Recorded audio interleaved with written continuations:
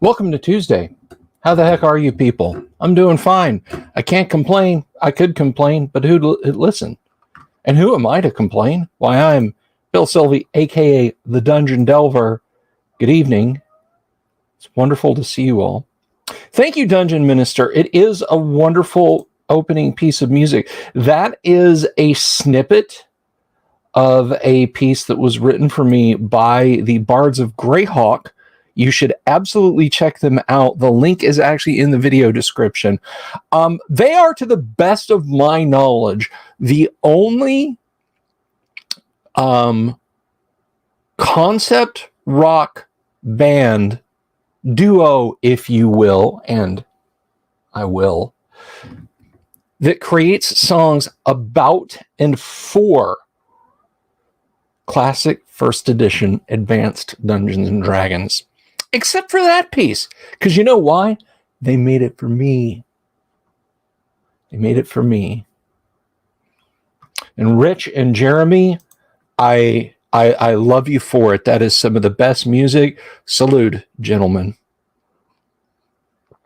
And that's not just a ditty. That's not just a ditty. There's like a 5-minute, more like 3.5-minute track that is that entire song. And I love every note of it. Greetings, Jimmy Invictus. It's good to see you. Your phone butchered that. Oh my gosh. Tunkata, Dungeon Minister, Brodo the Bling Bearer.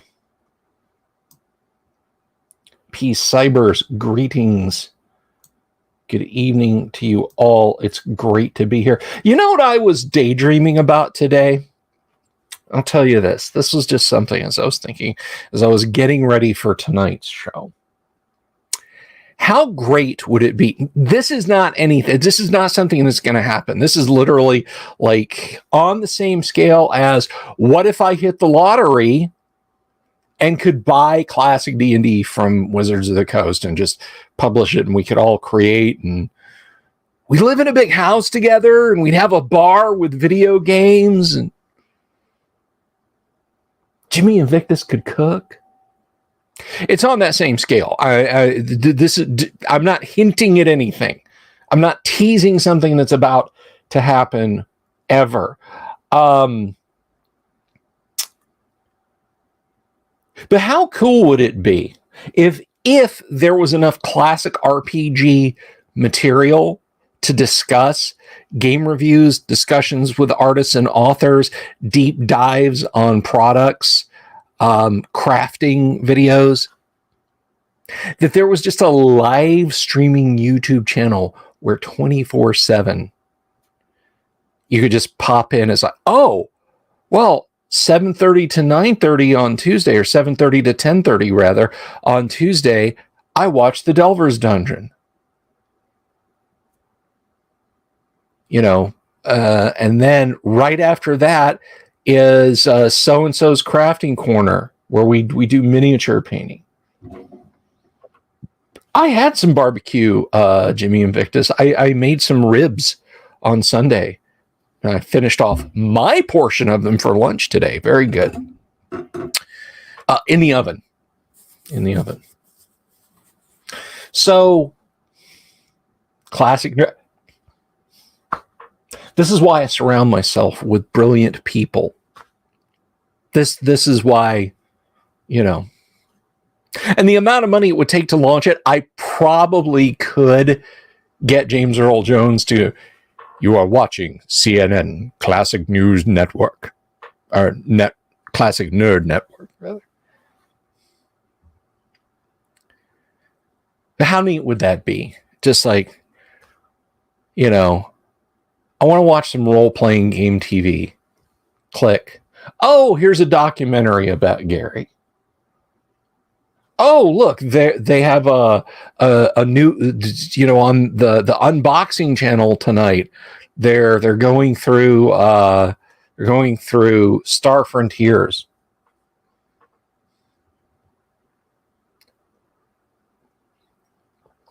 It would just be neat. It would be fun. But we're just us right now. It's just us some cold beers, some classic Dungeons and Dragons. And hey, if you're just stopping by for the first time, and by the way, I should check, what is that viewer count? Because that viewer count is way up there. I think we are currently sitting at, drum roll please. Is that the right browser? It is not. Let me see. Like 1320, 1321, something like that. I just want to look because, you know, I'm a raging egomaniac.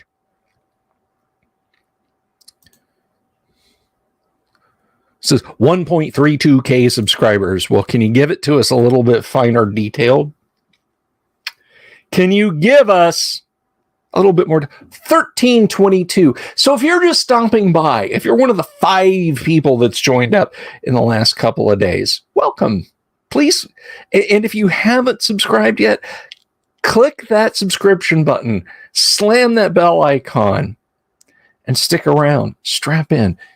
Use a helmet. We're going to get up to some serious fun. Jimmy Invictus says, that's a very Epicurean idea. Epicurus was a big fan of living with friends. So Epicurus was a bass player for a local band who couch surfed. That's what it sounds like to me. Anyway, so to move on, we have some fun stuff in store tonight.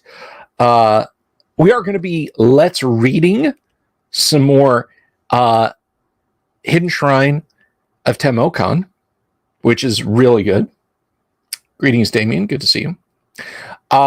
Then at 8:30, which is ticking ever closer, we're going to jump into our live streamed first edition advanced Dungeons and Dragons game. So I hope you will join us all. I hope you will ride the storm out with us as we find out what these adventurers have gotten up to.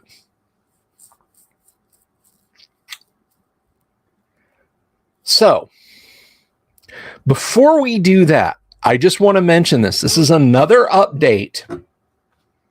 Oh, good. The little camera's not working. That's good. Can I get it to turn on?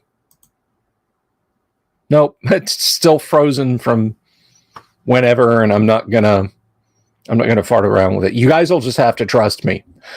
4, probably 5 of the beholders are now printed. I say probably 5 because the other one was still printing this afternoon. They take about 8 hours each to print. So I can get a couple done in a day. But we're getting there. If you've ordered one, if you put your request in for a resin Tom Wham-esque beholder, they are in production right now. When I have all of them done, they will all be mailed out. I have your addresses. When they're all done, I will do the billing. The next item that I do this with will be a 10 print, limited print run of the Green Devil face, which I've shown you guys, you know, the one in the Tomb of Horrors. I will print that up. That one will actually be painted. That one's an easy paint job. So I'll print that up. Those will be $25 a piece. And I'll probably resin print it. If I'm being honest, that one I will probably resin print also, rather than FDM printing it. What will come after that, I don't know. But here's the thing: don't send me any requests yet for the Green Devil face. All right, nothing. I'm not taking any orders, any interest, any I wants. That will be ignored until the 10 beholders are shipped out. They're paid for and they're shipped out. Like they're not in my house anymore. Like literally until I go to the post office. Now,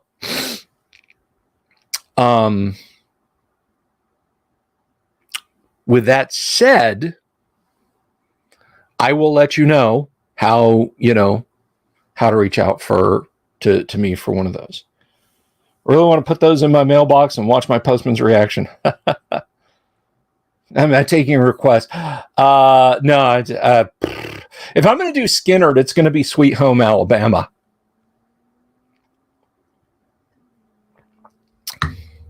Bet your booties. Okay. That's enough grift for right now.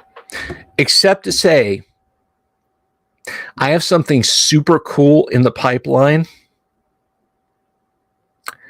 It is, John David, this is a blue snowball.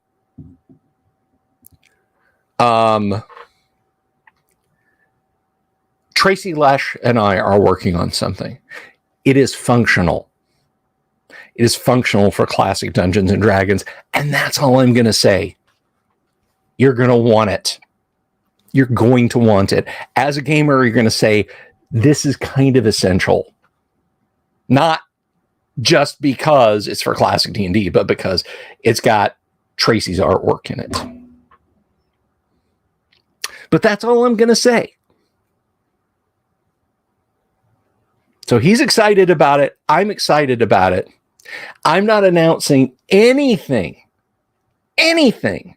about what it is, what its content is, its format, its availability, until I am done writing and he is done drawing.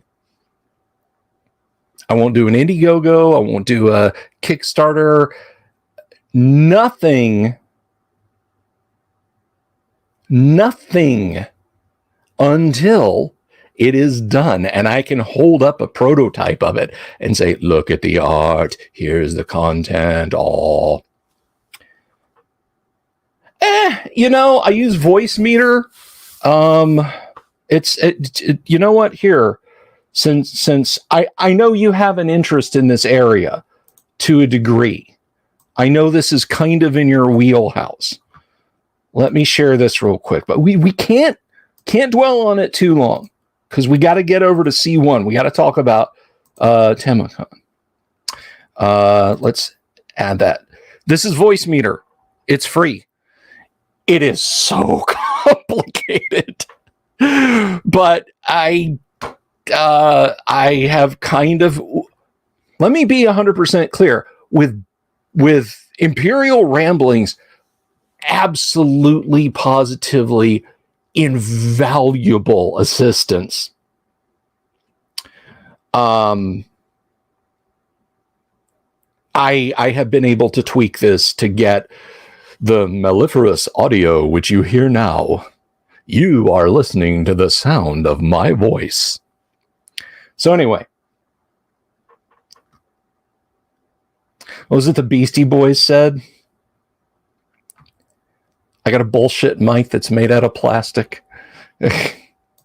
Anyway, I keep my underwear up with a piece of elastic. Okay, so that's what's going on. That's the daily grift. Let's jump over and let's get back into the Hidden Shrine of Tamoachan. And let's talk some more about the encounters in it. Because this is an awesome module. And again, if you're just stopping by, if you're just coming to the show for the first time, or you haven't been here in a while, or maybe you've been here all along, but you don't really know this particular module. This module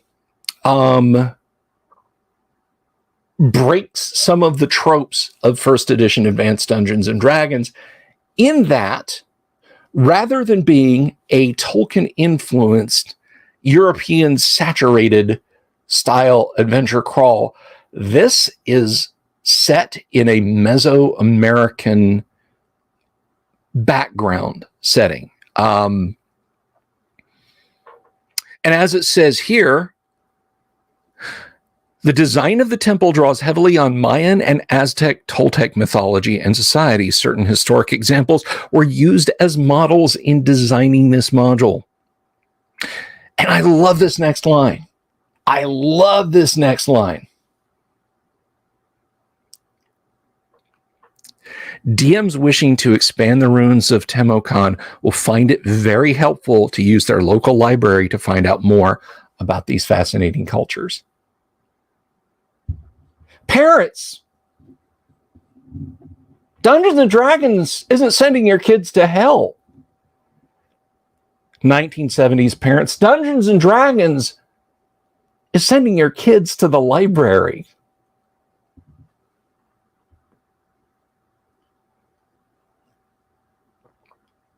So let's roll it on. Let's talk about the goodness. Because we got up to the point, we were being hit with canes. We were fighting giant crayfish, polyps, touching lime, wet lime, and burning our skin off. We were fighting a super, super evil but sexy Nereid and getting our butts drowned as we explored this. So where did we leave off, and what are some cool things we can look at?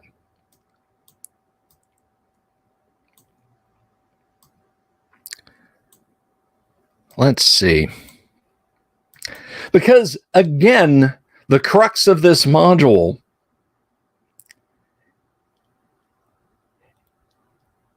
is that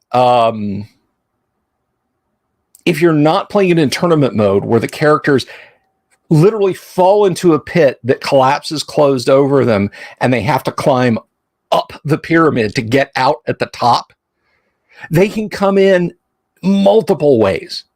So you as a DM have to be able to approach this module that the characters are going to enter rooms from multiple directions and take little bite-sized pieces out of it. It's not like Tomb of Horrors, right? It's not like Studying of the Hill Giant Chief, although you could make the case that at least the upper works of the steading are approachable from multiple directions. But here, unless you're specifically running it as a tournament module, characters can come from everywhere. I think it was it Scott Ian from Anthrax who said, if you want to know that, I think that New Age is probably the devil's music,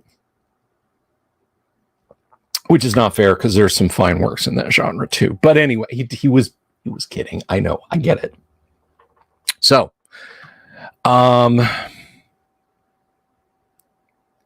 let's see if I can find out kind of where we left off yesterday. Ah, yes. The child of Zatzilaha. So we didn't quite go all the way with explaining that. I almost said we didn't quite go all the way with her, but that'll lead to your character's deaths.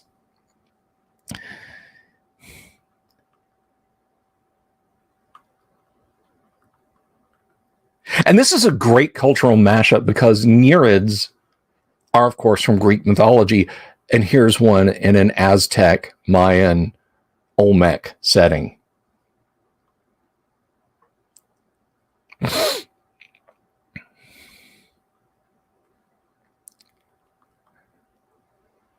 So if she knows that the party is there, yes, it was right about here we left off.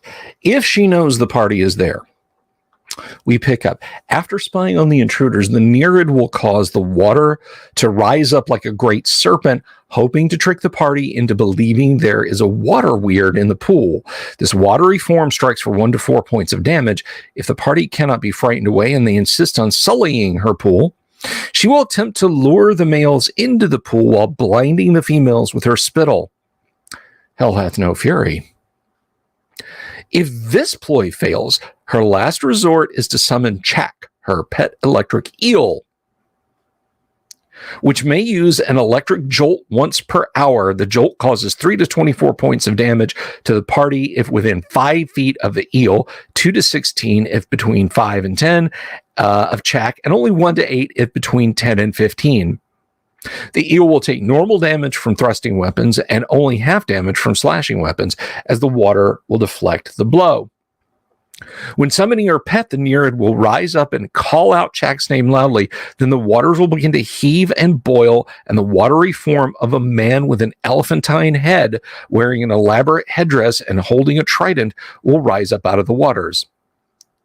The Nereid is, of course, manipulating the water, and Chak, her pet electric eel, will rise near the surface and strike when the watery god levels its trident at a character. The eel will not be affected by the shawl and may attack on its own. The Nereid may aid her pet by catching a swimming character's legs and pulling them under if she rolls a successful 2-hit versus AC 6. Note that's AC 6. It doesn't matter how potentially tough you are. The shrieking eels. You all heard that in Wallace Shawn's voice, by the way. Thank you, Brodo.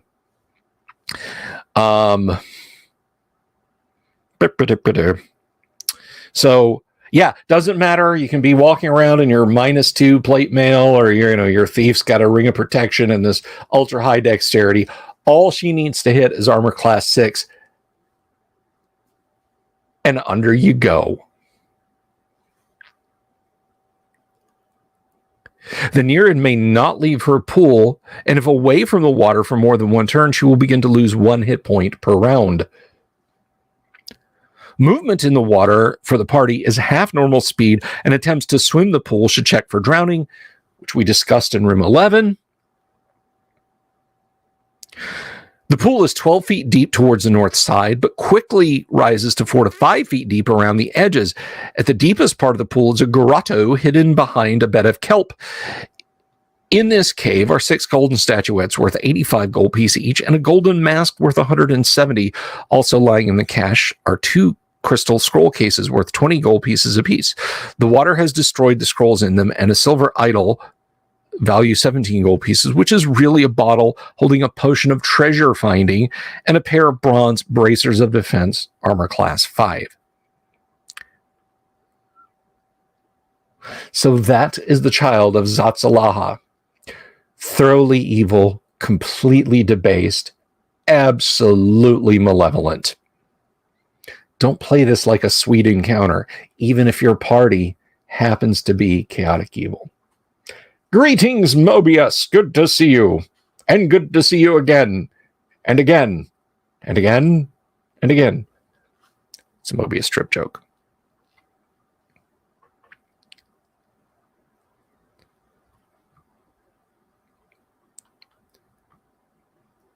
So we have this interesting hallway. The Great Hall. I am the Great Hall. I am the maze master. I make the rules here. You do not have enough levels. Speaking of satanic panic. This hallway is 20 feet wide and has piles of rubble and debris scattered along its length. These walls are covered with frescoes. The north wall depicts a nation questing for a new land. Their trials of the journey include crossing treacherous mountains, sailing over storm-tossed seas, and the guidance of the gods in their battles to keep their homeland free from invasions. In the center of this wall is a painted pyramid with a temple atop it, and the sun shining down over the new land. The southern wall has scenes of a battle between red-skinned natives and black-skinned invaders. There are double bronze doors in the eastern end of this wall. Halfway down the hall is an archway covered with twining serpents. Beyond it, the corridor continues on into shadow.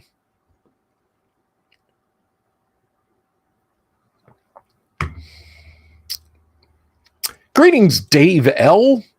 Is it Dave L or Davil? And we're to show you guys illustration number 4. Let's pop down and take a look at that. We are on page 10. So we can just hop down here over to illustration number 4. Yes, we all saw it. So that's what we see in the hallway. Which, again, for my money, first of all, Dave S. LaForce, highly talented artist. Love Dave's work. That Nira does play dirty. Yes, she does. This kind of harkens back to the illustration of the hallway in Tomb of Horrors, which, if your party is, if you're playing through these modules in your Greyhawk campaign or your whatever campaign, your party hasn't seen yet. So from their perspective, when you show them the illustration in the art book for Tomb of Horrors, they'll go, hey, that, you know, or they might not. They might just be going, oh God, oh God, oh God, please get us out of here.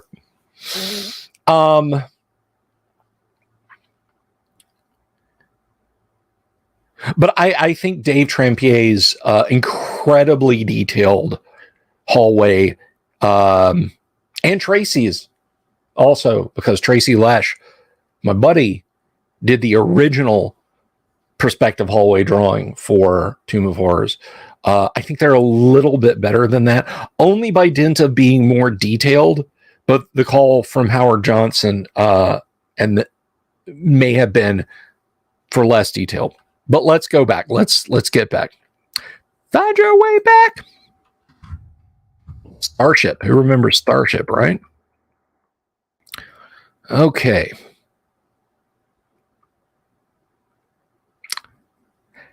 And we note, because everything in here is a trap. Actually, the end of this hall comes 5 feet after the arch. The wall is a cleverly painted mural designed to give the illusion of depth and reality. If characters attempt to go in this direction, they will walk straight into the wall. Who the hell designed that room? The Roadrunner?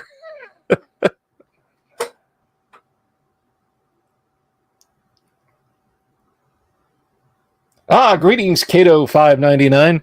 Nuts nah, Kato. No, this is Hidden Shrine of Tamoachan, my friend. Or were you just referring to my reference to Tomb of Horrors? Anyway, be that as it may, we continue. This corridor ends. We have to. Let's see.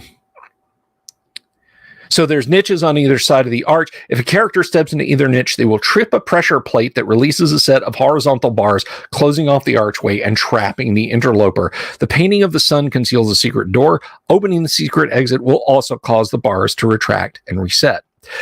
Now, this came out a good couple of years before the first Indiana Jones movie. And I mean, hell, the original came out 5 years before the first Indiana Jones movie. We all know that Steven Spielberg's kids played D&D, which is kind of why it got included in E.T. But so much of this, I'm like, what are the odds? What are the odds?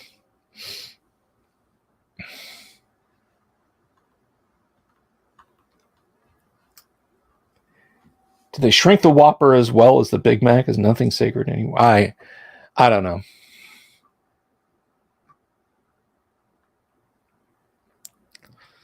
So the secret door. This corridor ends in a bas-relief of a spear and shield armed warrior. The shield rests on the floor and bears a peculiar pattern like a sundial and a warning in Ullman script. The message on the shield says, "Turn back." Experimentation will show that the sundial marker, which leans to the right, will move. By pushing the indicator to the left, the shield will pivot and the exit will be open. From the south side, in the Great Hall, the secret door, which looks like the sun, may be opened by pressing on the sun. The passage is 8 feet above the floor of the Great Hall. I didn't expect a Tarantino reference from the Dungeon Minister, of all people. My goodness. That is a good shot. Shock Top was BOGO at Publix today. 75-cent Shock Tops. Very happy about that. At least I think that's about what it cost. I don't care. They were way less than $1 a piece.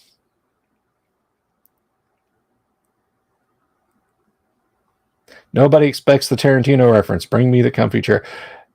Well, I think it would be bring me the... No, I'm not going to say that. I'll get demonetized. Hall of the Great Spirits.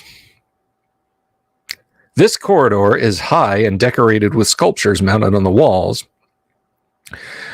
There are 2 corridors branching off from the main hall, a narrow one to the east and another to the west. The statuary that adorns the walls consists of 4 sculpted heads of animals. Opposite the eastern passage is the stylized head of a coyote, while opposing the western hallway is the head of a grinning bear, also stylized.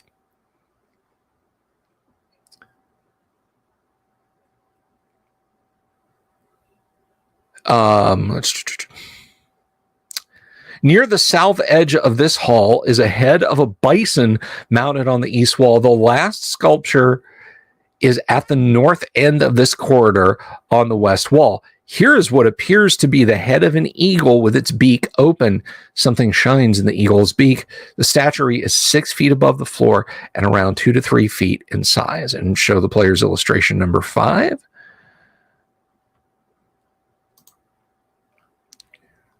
Observe, players. Now, if you're wondering why I'm dragging my feet on this module again, when I said we would be done yesterday, it occurred to me, Kyle won't be here tomorrow. So we've got time. So here is what your characters see. Not in love with this drawing. Not one of Dave's best. Seems very rushed. Shock Top. Okay, so real quick, it's a Belgian beer. It's a Belgian wheat, and it's very light. It's not. I wouldn't say it's like a Pilsner, but it, it's not super duper hops infused or anything like that. It's got kind of a milky color. A good head on initial pour with large Swiss cheesy bubbles. It pairs nicely with delicatessen style food. Fairly refreshing, but has a bit of a knock on the back of the tongue.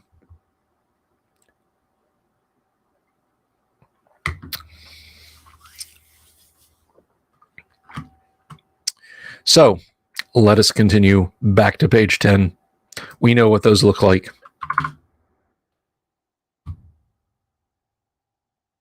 Yeah.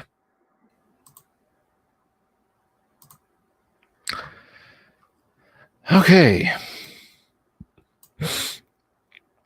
I think we've actually talked about the Hall of the Great Spirits before. But anyway. Secret door. That's the turn back. You'll stick to your whiskey. One of my guests, and I talked about him earlier, Tracy Lesh. He is very much like that. Like, I talked to him about beers and stuff, and he's just like, Migo, my eyes glaze over. It's like, man, you know so much about beer. And then he starts breaking out just these exotic whiskeys and ryes and stuff like that, and just starts popping off all these factoids. And I'm like, I can't. I can drink Jack Daniels, rum in stuff, and Bailey's. That is all the hard drink that I can stand. But I mean, you guys who know your whiskeys and that, I salute you. It tastes to me, because I have an unsophisticated palate when it comes to a lot of alcoholic beverages. To me, all whiskeys taste like iodine filtered through dirt. And everybody says, "Oh, Bill, you haven't tried the right one yet." Guys, I've had people buy me like $20 glasses of whiskey. I felt terrible they spent the money on. And it's the same with scotches. Like, oh, you want to try some scotch? I'm not really a scotch man. You just haven't had the right one. Okay. You know, I'm like, no. Tastes like I drank the blue comb water at the barber shop. I'm sorry. So, and it's me. It's me. It's on me.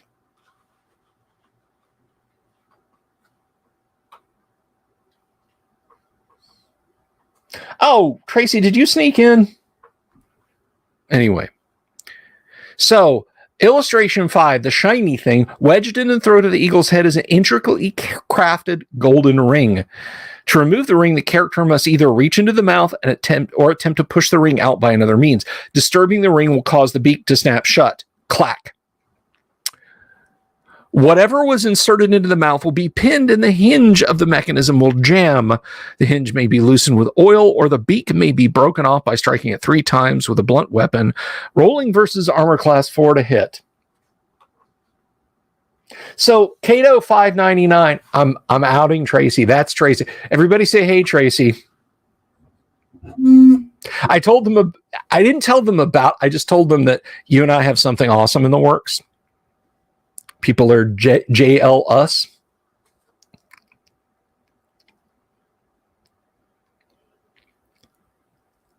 Tracy was one night on the stream. He was drinking peanut butter and jelly flavored whiskey, which just. But then, you know, I like pineapple flavored beer. So I guess to him, that was probably. So let me tell you, I'm going to pump the brakes a little bit. Although that's a scary thing for me to do lately. I'm going to pump the brakes a little bit. If you have just joined us, Todd, I already said I like Jack Daniels. Is that not good enough? Oh, it was just peanut butter. It was just peanut butter. Screwball, peanut butter or whiskey. One of the founders of Dungeons and Dragons is in the studio audience tonight. Kato 599, Mr. Tracy Lesh, a guy who was there right at the beginning. We're going to get him on the stream real soon. No, I don't mean real soon, like tonight. But we're going to get him back on the stream real soon, and we're going to talk so many interesting stories, and not just about D&D, but honestly, guys, first Tomb of Horrors, the folio version of Tomb of Horrors that you can get in this, illustrated by that man. What'd you have? 28 days to do, or was it 14 days to do 28 drawings? 28 days to do 14 drawings? I don't remember. The Mind Flayer. You guys know the Mind Flayer? He created it. That's right. He created it.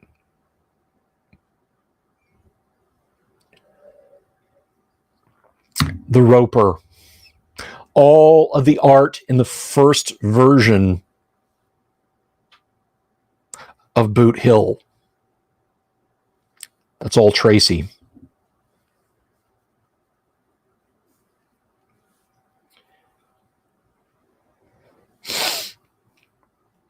That is that guy right there.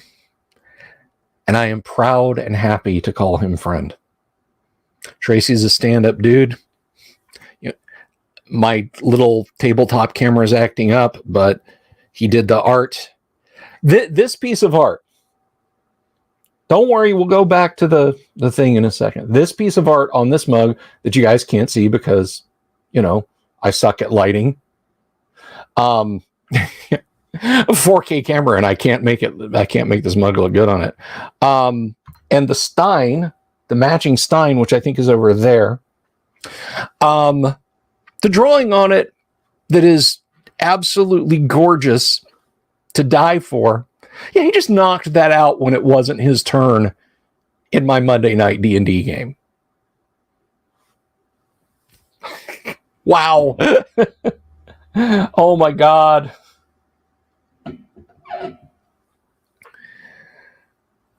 So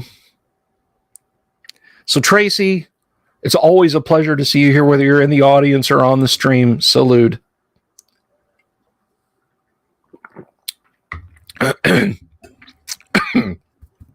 It was a doodle.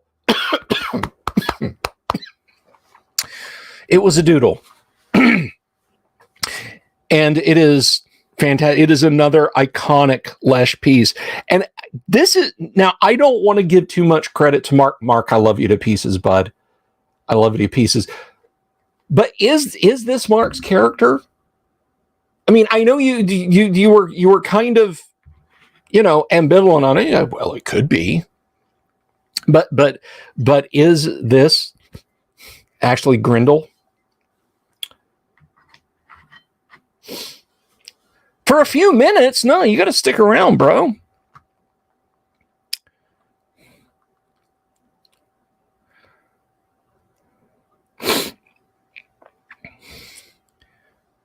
So we have the thank you, Tracy. Thank you very much. It could be. See, he's playing it close to his vest. So hallway of the ancestors. At the end of the corridor, deep in the shadows, human figures appear to be floating in the air above the floor. The figures floating in the air are actually withered corpses. Okay, yeah, that's legitimately creepy. Set upright on a ledge 2 feet above the floor on either wall. Show the player's illustration number 6. I think we saw that when we scrolled down a little earlier. Once the lead character in the party reaches the midway point in this corridor, the 15 zombies will animate and attack. Zombies! Yeah. Armor class 8, 2 hit dice, 9 hit points. These zombies are dried and stiff and will only attack with their ragged claws. They may not be dispelled until they are animated. So your clever dick cleric who's going to break out the holy symbol and be like, I'm turning undead. No. No. After all combat with the zombies is finished, each character who took damage must save versus poison once. Failure to save indicates that the wounds are infected, causing -1 on 2 hit and damage in all future combat until cured, and the wounds will heal at half that of normal rate. Infection begins 1 turn after combat.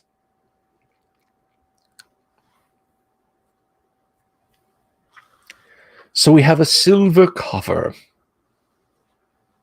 Area 19.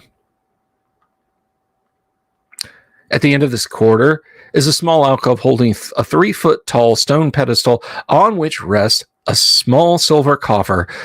This nook is reached by a step up and then a 15-foot walk to the hollow, the floor of which is raised 2 feet. And let's hop over and look at illustration number 7. We are on page 11. Do you guys get your free Frosty this summer? I forgot Free Frosty Day. My kids haven't wanted a Frosty. We used to, on Free Frosty Day, July 11th. There it is. That is an Errol Otis drawing. We love Errol's work. Right there. But we used to do the cruise. We'd start out across the street, head down to the 7-Eleven by my in-laws, back up the street, hit a 7-Eleven there, then the 7-Eleven that's like a good mile and a half away, and then on home.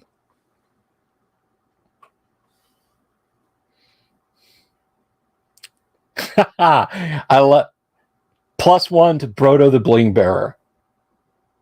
You have to have faith for that to work, Mr. Vincent. Who doesn't love that movie? All right. So here is the silver coffer. And what is in the silver coffer?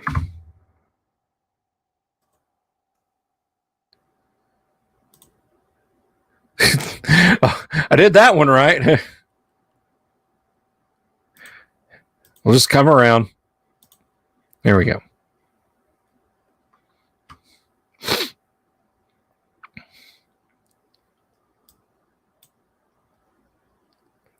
Computers, fast food, and music. Well, you know what? One of my favorite novels in the 90s, it is a seminal cyberpunk work. It does lie outside William Gibson's absolutely titanic, foundational sprawl trilogy, but it's called Snow Crash by Neil Stephenson. I need actually no. Let's let the current idiocy and entertainment pass for a few more years. But I really, Snow Crash on film would be something extraordinary, and in a future not too dissimilar from where we are now, there is VR, like photorealistic lifelike VR. The United States has become completely balkanized. Hyper capitalism and hyper libertarianism have basically caused the United States to fracture into suburban enclaves, with the federal government ceding ever more power over individuals and individual rights. But there's only three things left that the United States can do better than anybody else: music, movies, and microcode. Nobody else in the world makes movies as good as we do. Nobody else writes software as good as we do. Nobody makes music as good as we do. And the fourth pillar, high-speed pizza delivery. So we're practically living there now, and I'm kind of, I'm there for it. Except I need my analog books, boys and girls. I need to hold a book in my hands. If you don't understand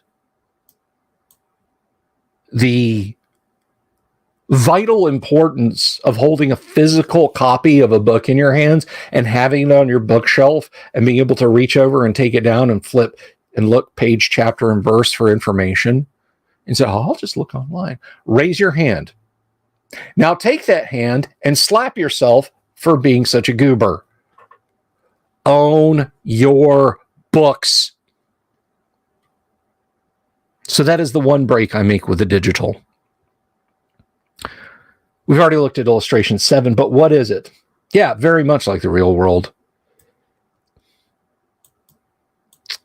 It is part of a trap when more than 100 pounds, 1,000 gold pieces of weight is placed on the raised floor of the alcove. It will sink and the trap will be closed in a segment. It will not occur if the weight on the slab before the niche is greater than that in the alcove. As the floor sinks 2 feet, the 15-foot slab of the passage floor will begin to raise up like a drawbridge, sealing the room. Those in the alcove will notice the sinking, but by then it will be too late. Those on the slab will roll down the sloping stone towards the alcove. The box is unlocked, but it is latched, so the lid will not swing open unless the characters touch the box. Inside the silver coffer is a strange coppery figurine, narrow with fins, somewhat fish-like. Written on the side of this figurine are strange runes. Etched near the slimmer end is a small arched square panel. And this is the Il Nedra. This is a model of the Warden 2.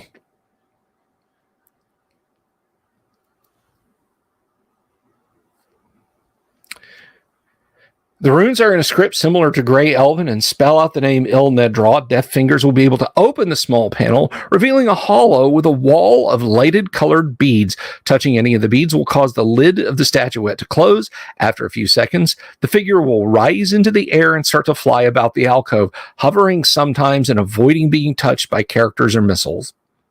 Once an exit is available, the craft will fly from the party and move randomly through the ruins, stopping at doors and pausing for a turn. The coffer is silver and weighs 15 pounds and is worth 100 gold pieces due to its fine workmanship. The copper figure is worth 50 and weighs 10 pounds. This floating statuette serves no purpose and is more or less a false lead.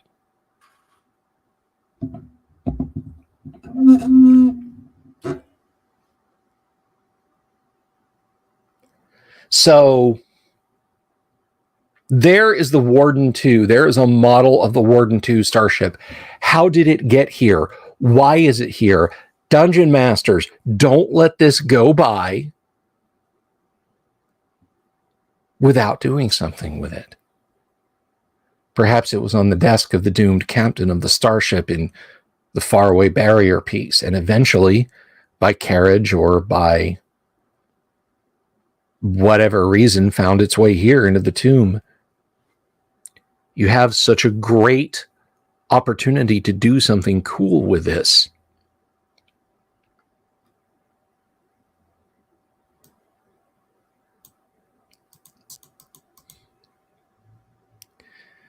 So what we're getting here, guys, is that there's always opportunities to expand out and do cool stuff with your games. Jimmy Invictus says, Hinterlands is one of my favorite Gibson short stories. The Sprawl trilogy is excellent, but his short stories rarely get mentioned. Hinterlands is an interesting, yeah. And I would dare say that Hinterlands, if it's the one I'm thinking of, no, that's Fragments of a Hologram Rose. Hinterlands. So it's a belonging kind? No. Fragments of a Hologram Rose? No. Burning Chrome. It's not the Gernsback Continuum. That's. Oh, I can't remember what Hinterlands.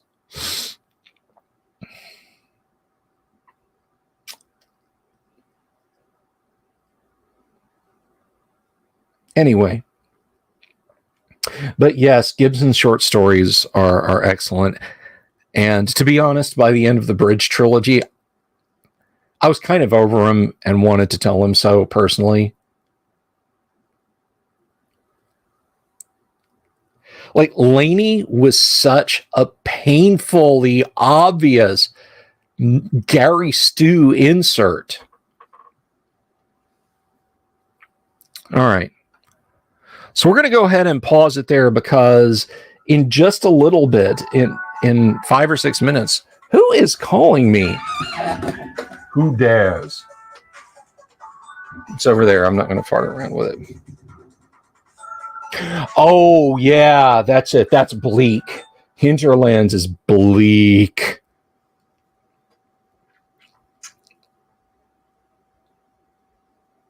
Yeah, and it gets to the point where they realize that all this alien technology wants are human minds to destroy with whatever knowledge they fill them up with, and then they send them back with garbage. It is very Roadside Picnic-esque.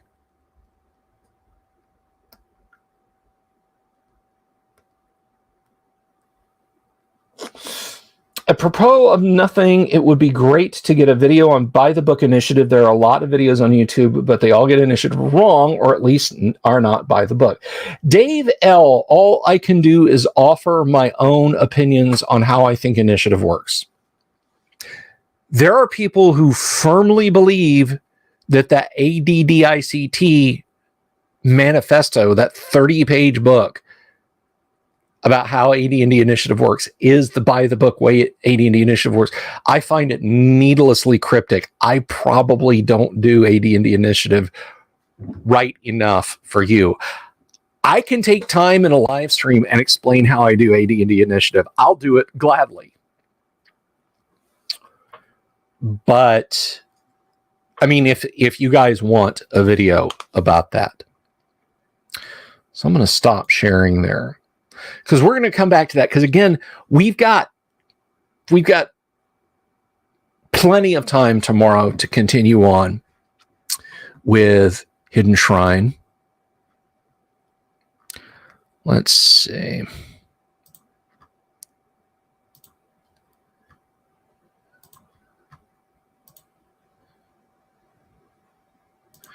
Get this open. There it is. All right, my book's open there. So we'll have plenty of time. Something else we have time for before we start playing AD&D tonight. And we are down a player, by the way. We certainly hope that he feels better. There's some folks who contribute to the success of this show. All of you contribute to the success of the show. When I say some folks, I mean all of you. But put simply, there's some peeps who have donated some of their hard-earned grip.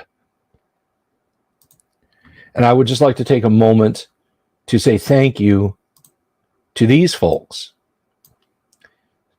So let me thank Joshua Garlock, Lord Corion, Ricky Maru, Mobius, Kevin Reynolds, Doomsword Deathmaster, who helped me put new brakes on my car this weekend, Mark Simpson, Damien247, James F. Keck, William Smith, The Dungeon Minister, Manny Wall, Mark Corey, Kevin Wood, Todd Sharp, Carnivore Farmer, Rob, Jeremy Rule, Bo Ganora, Mikey Mank, Sky Hernstrom, guys, Sky Hernstrom, Pete Sullivan, the DM's Council. Thank you all very much for your ongoing support of the Delver's Dungeon. It's made possible by viewers like you. Remember that? You kid and you'd watch like Mr. Rogers or Sesame Street or Electric Company on PBS, and they'd say, made possible by viewers like you. Think,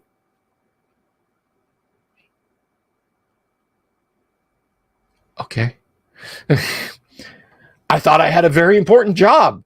I gotta sit here and I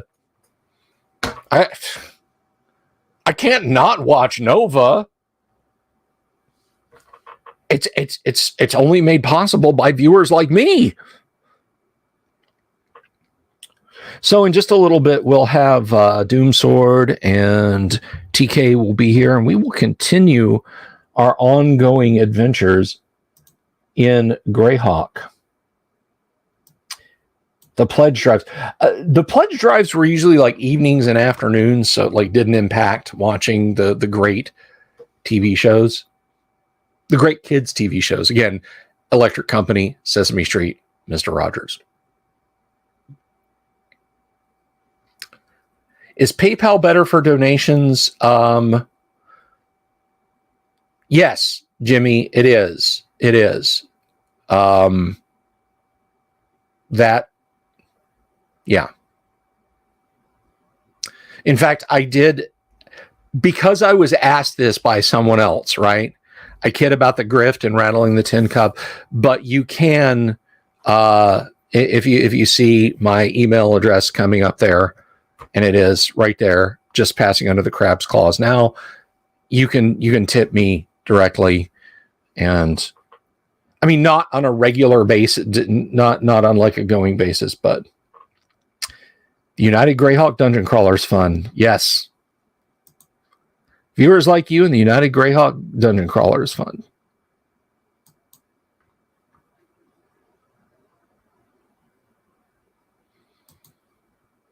Yeah, it would have been nice if he could have seen that.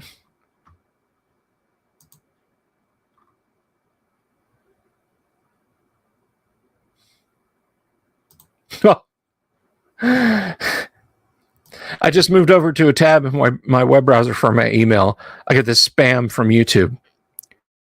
The Dungeon Delver, you asked and we listened, unveiling new ways to earn with shorts. That's not what I asked you. I've never asked you about that. Zoom, yeah, how could I forget Zoom?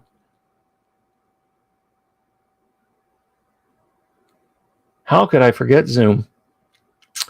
So we are currently waiting on two of our players to join us. Abner Mark, it may just be Abner tonight. I'm just warning you. You may solo Castle Greyhawk. Oh, Rob Kuntz did it. You can do it.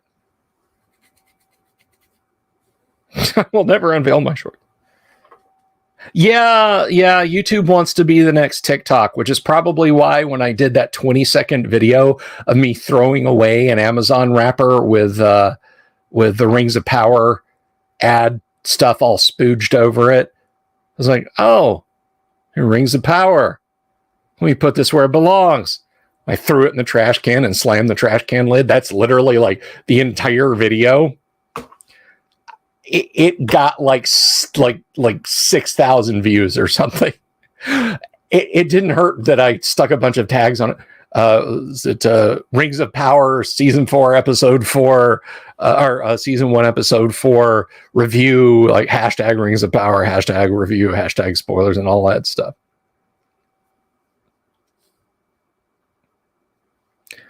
Mark's sitting there. I can see him in the green room with the no posture. He's just leaning back like, nope, that's not happening. You're not sending me into that place by myself. I see that thumbs up.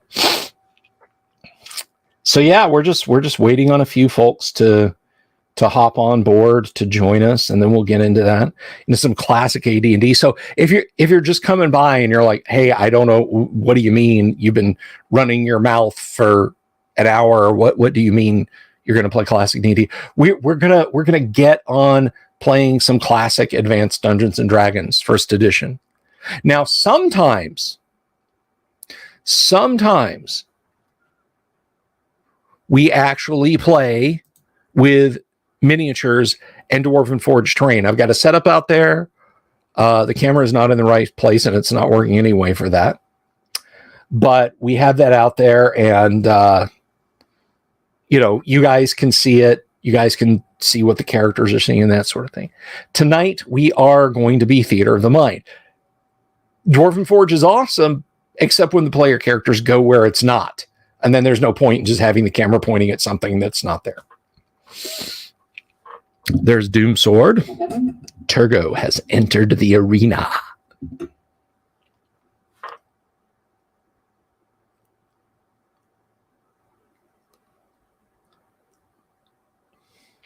And we are just waiting on Kyle.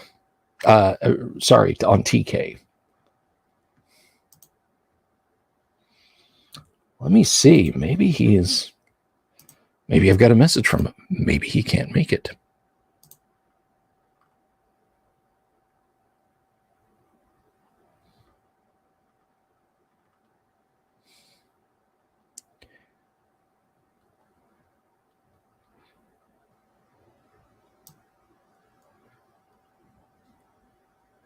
I don't see him.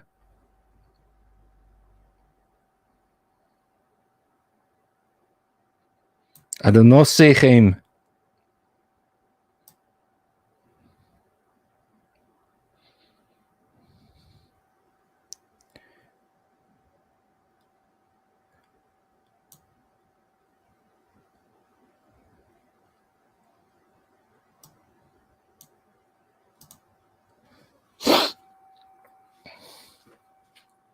Amazing how music stays in memory. It is. It's amazing how a lot of pop culture stuff stays in memory. Let me tell you something. And I've actually run a Gamma World game based on this, but there was a movie that I saw when I was a kid that I had the faintest, vaguest memories of. It was apocalyptic and terrifying to my 4-year-old mind when I was a kid living in Gadsden. I think it was before Gadsden. I think it was Atlanta. It's called Operation X-70. It is a satire of the military-industrial complex's cavalier attitude towards the use of chemical, biological, and nuclear weapons. It scared the heck out of me when I was a little kid, and it impinged itself strongly on my mind. I had no idea what it was called. I had the faintest, vaguest rememberings of individual chunks. I was skimming a forum I wasn't even a member of, and I saw a guy with a user avatar, and I'm like, that's a still from whatever it was.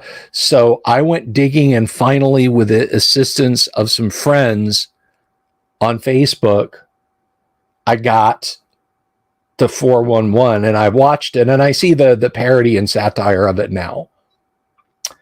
Dave L asks, what do I think of Block's Castle Greyhawk version? Never played it. I can honestly not give an opinion on it.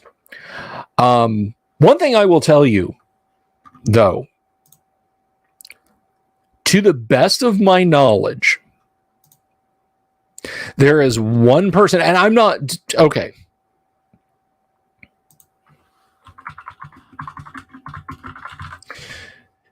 I am not in the least little bit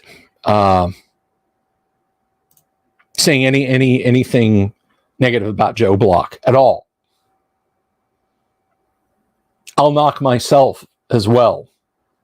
Nobody knows, with one exception, who's alive today, nobody knows what the full insides of Castle Greyhawk are like.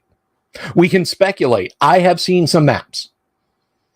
I've been present in the room when Gary had his notebook out and glanced over and saw some of the maps.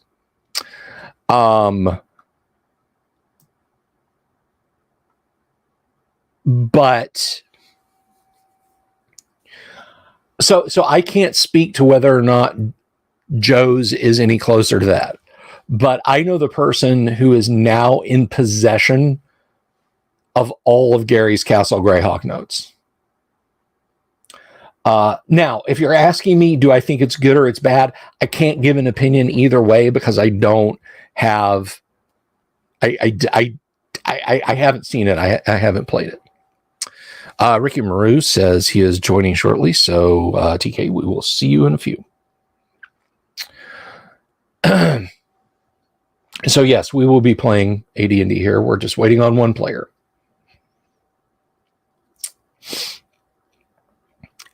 I have heard good things about it. Does that help, Dave?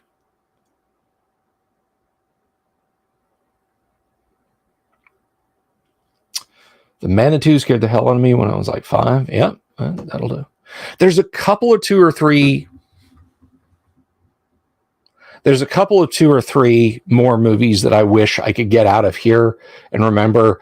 I've looked for details. I'm sure I'll find them someday. I mean, they're not like vital, but man, Operation X-70 was such... It was latched onto my hippocampus like a tick. It would not let go. I would dare say my entire life I wondered what the heck it was I saw on TV when I was a little kid. And then in 2019, 2020, I finally discovered it. I mean, if you can lay a hand on Castle Zagig Upper Works, I know that extensively comes from Gary's notes. That is a darn close one.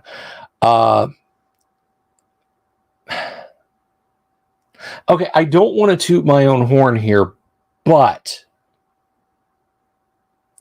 a little tiny fragmentary piece of Castle Greyhawk exists in the Lost Crypt. In that, I wrote it for insertion in Teeth of the Barkesh Nor. Teeth of the Barkesh Nor, the demi-plane it's on, is reached only through the bottom level of Castle Greyhawk. So, in a way, that kind of touches on it. But that's like saying having a single page out of a book gets you closer to understanding the author's entire plot, unfortunately. What can I say? I'm a wordsmith, Jimmy. Yeah, I think Upper Works will remain expensive for a long time.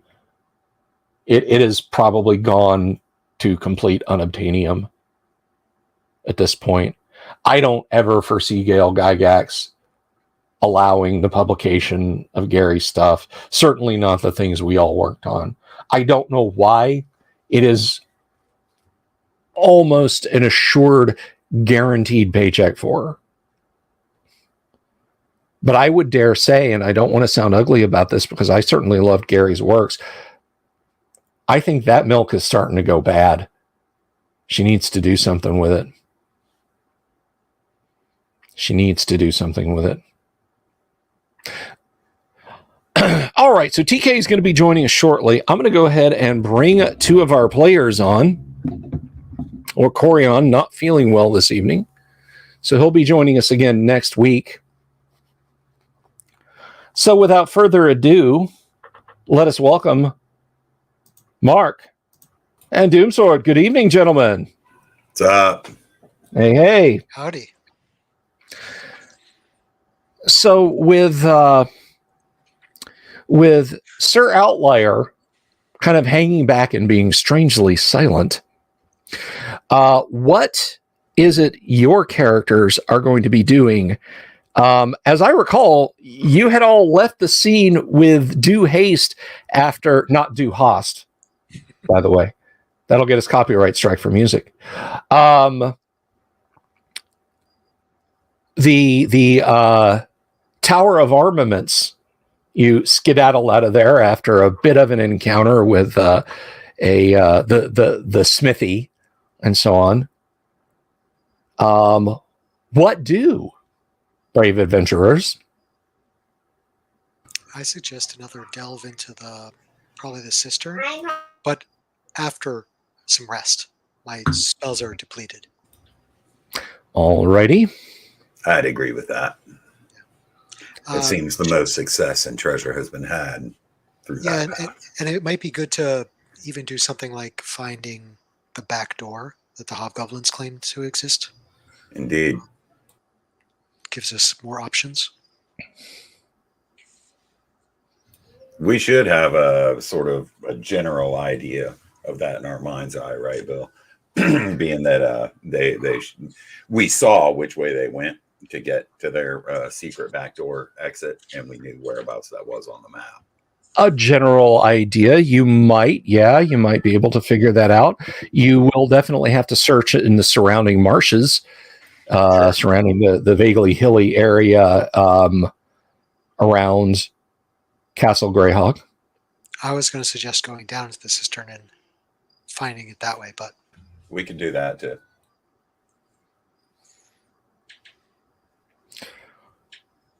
Okay, so you have your men-at-arms with you. You're headed back to your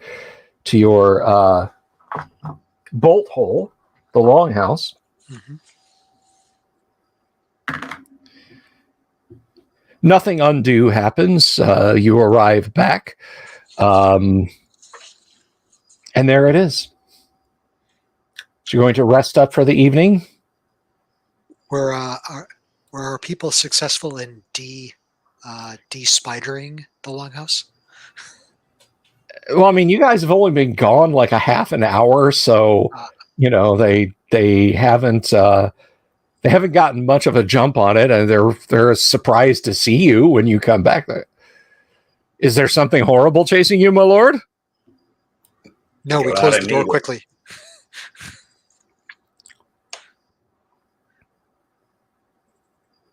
With the door closed, they will not chase us. I hope. Okay. Well, nothing came tiptoeing after you closed the door and left the smithy, the Tower of Armaments. So you're going to rest for the evening and regain spells then, yes? Yes. All right. I assume I'm fairly well rested, so I'll go ahead and take watch.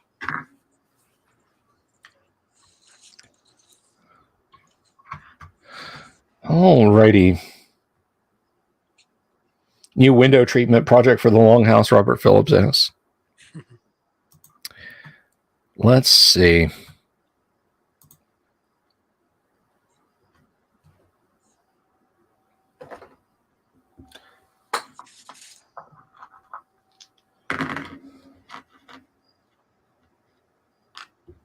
There he is.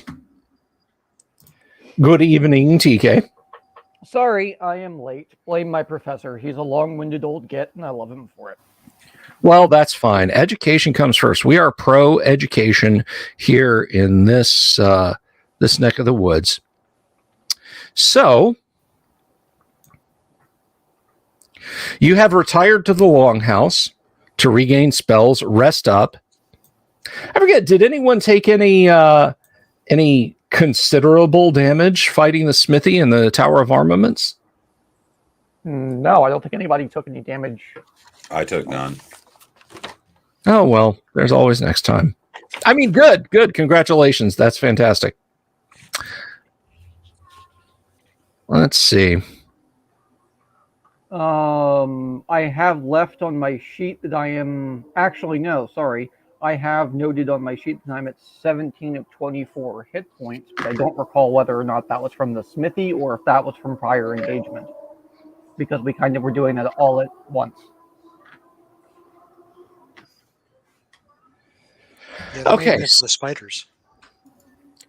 So the rest of the evening passes uneventfully. And you are untroubled by any creature encounters. The sun rises on the next day, cool and humid. What do you wish to do, oh stalwart adventurers? Let's go back down the cistern and find the hobgoblin's back door. I think there may have been one other place just to be complete.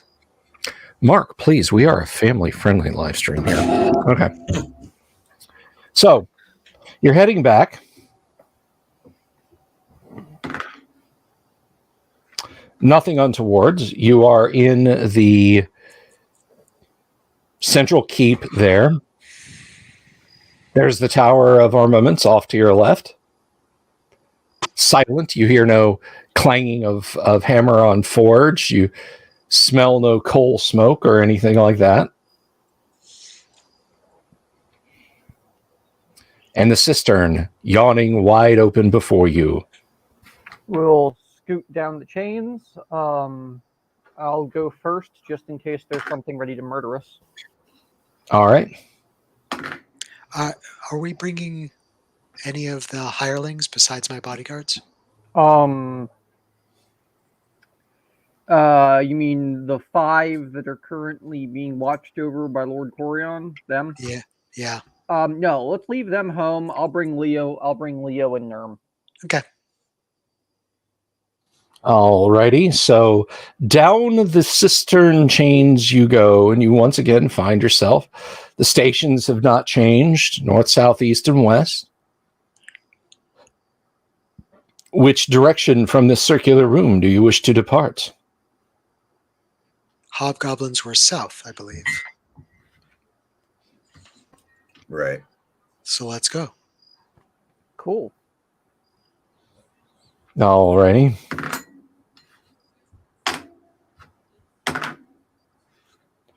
Well, thanks to Turgo's scouting when he was gaseous and your adventures and explorations there, finding your way back to the large chamber that the hobgoblins used to make their muster and depart from is not very difficult. And as true as they spoke, is a long hallway stretching away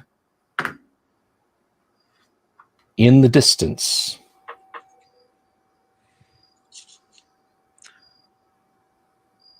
Let's find out where it goes. Sure, Yeah, that would be okay. So when I was away last time, then I presume you didn't take their escape tunnel. No, we've never seen their escape tunnel, so I just thought we'd be complete about it and go find their escape tunnel. Cool. Which is a good way in as well, without maybe, without having to climb down the cistern, climb back up, and all that stuff. You walk down this tunnel for easily an hour. Whoa. It is a long, long, long walk. Now, I presume you're moving at dungeon rates, so... But it is... well, I wouldn't at that point. Like, if it's just become a long walk, why wouldn't we jog? Traps. Yeah. Traps. Do you want to find a pit trap again? Well, let me put it this way. Me walking slowly face first into a pit, there's no difference between me walking slowly into it and me jogging into it. That's true. Yeah, you have a point. Just as hard either way. Right. So, like if you go first, then it's whatever you decide. If you go fast enough, you just go skimming straight across it, though. I mean, see, that really would be fast. the theory. We usually call that long jumping. But this is not Doom, and you cannot do SR50s to cross gaps in map sectors. Sorry. But I mean, is it all just plain stonework? Have we hit earthen path, or is there, There's packed earth here and again. There's the occasional scummy puddle you have to step over. Being a dwarf, do I know we're kind of sloping upwards or sloping towards an exit? Can I detect anything like that?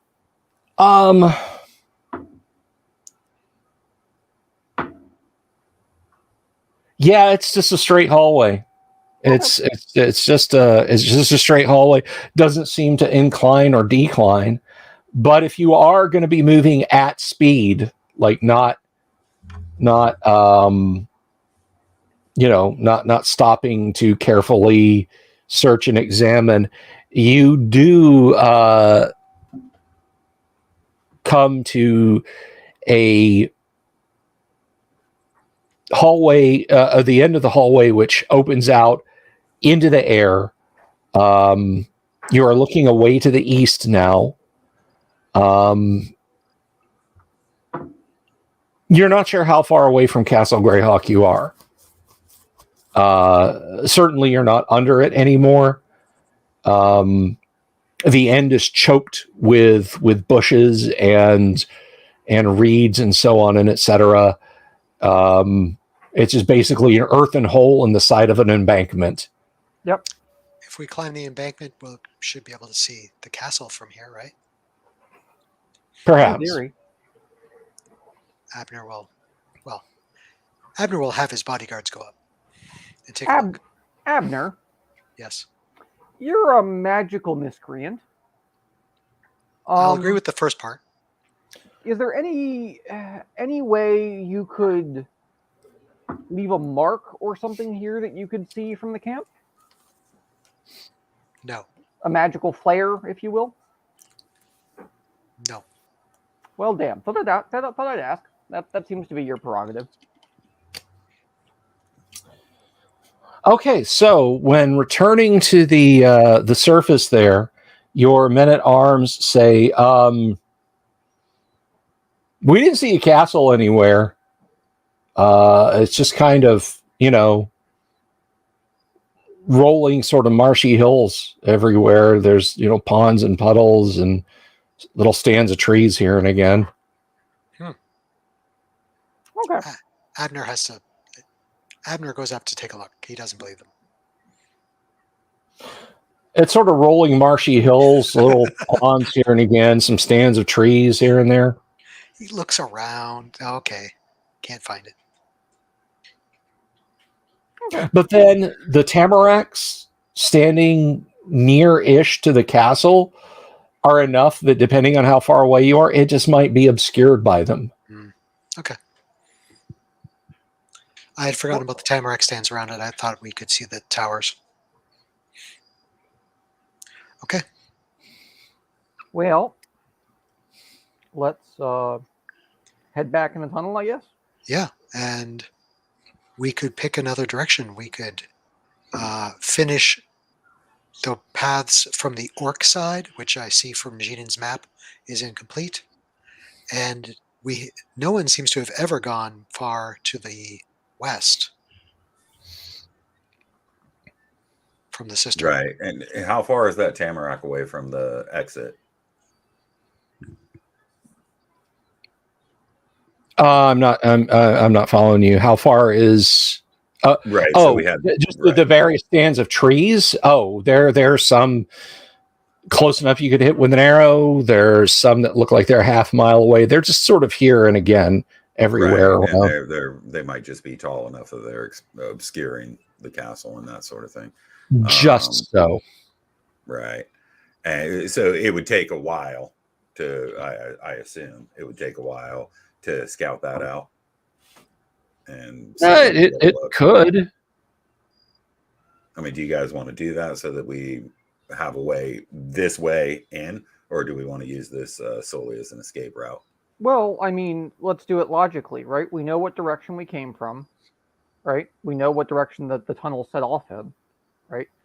So let's see if we can go from our point toward where we think the castle is, and see if we hit it. So basically walk back to the castle above ground. Yeah. Sure. Is that good with you? That way we at least know geographically where this is. Yep. Yeah. It might be useful for an entrance as well. We run the risk of running into, a troll or something, but I don't think there's not too much between here and there that it's the lone creature we could handle. And hopefully we can scream for the hirelings at that point. Yep. Hey, stand between me and this troll. Quickly. Yeah. Mhm. Okay.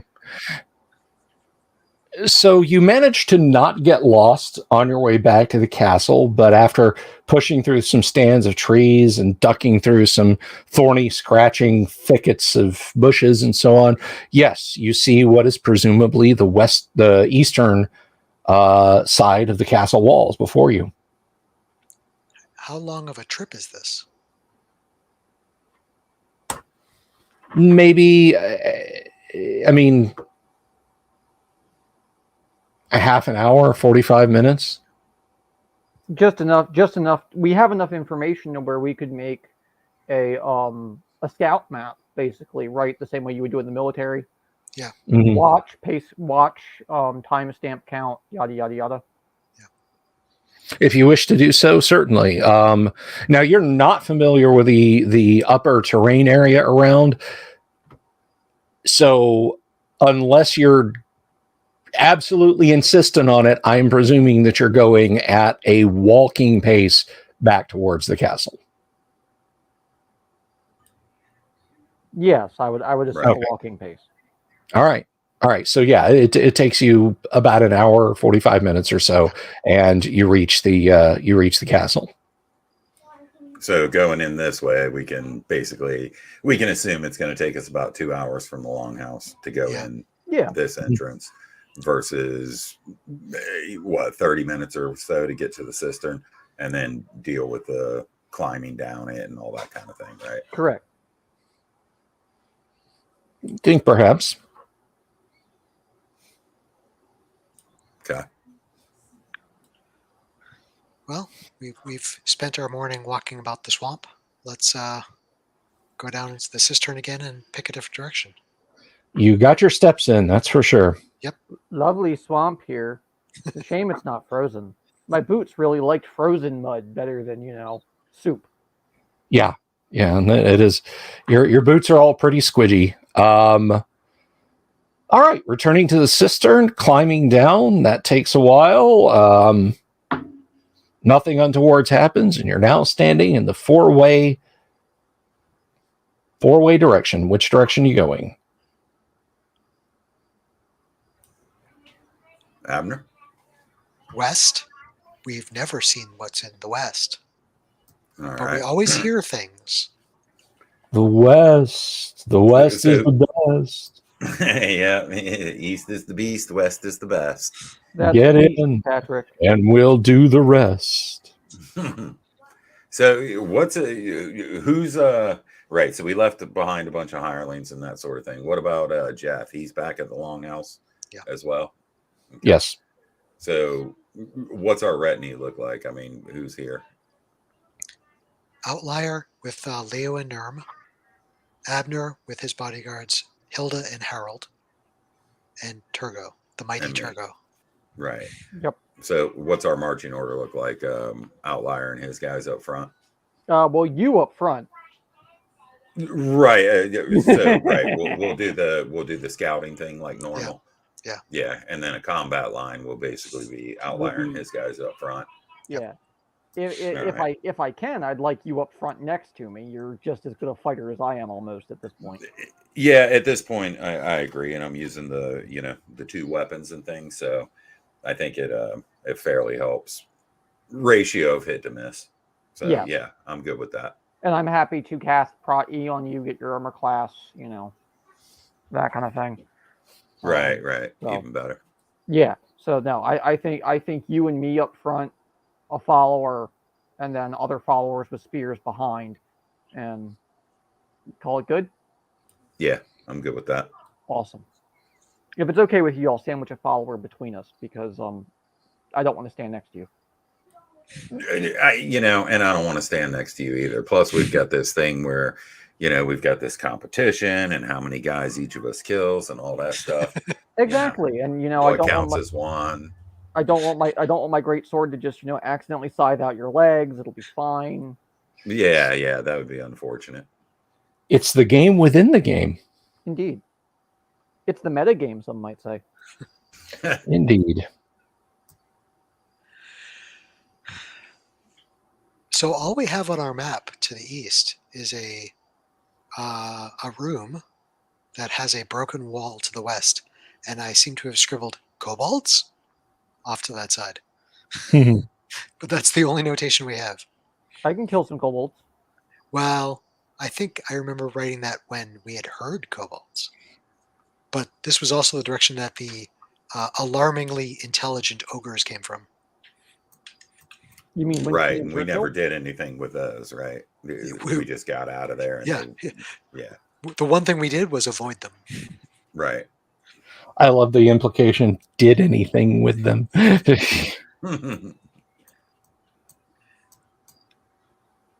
So let's find out what's to the west. Sure, because there's caverns and caverns and caverns, I think. So Let's at least go in a little bit and see what there is.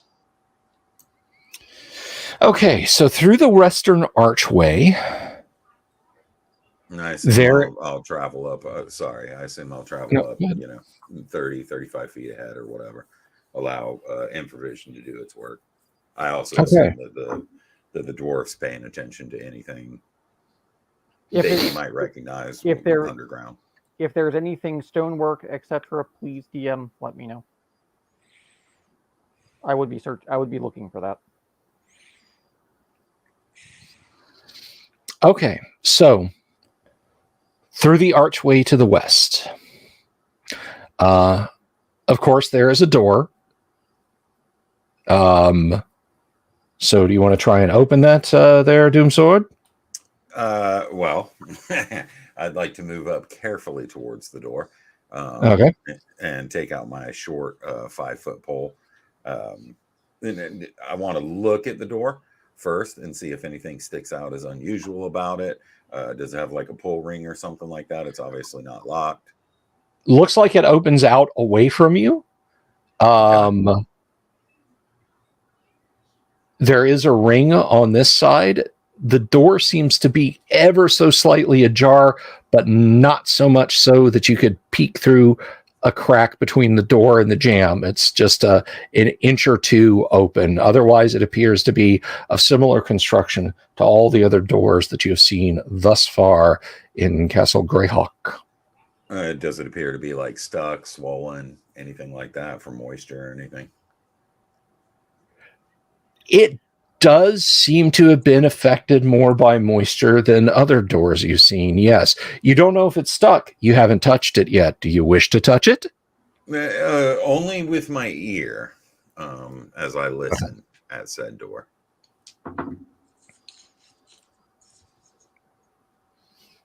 You don't hear anything.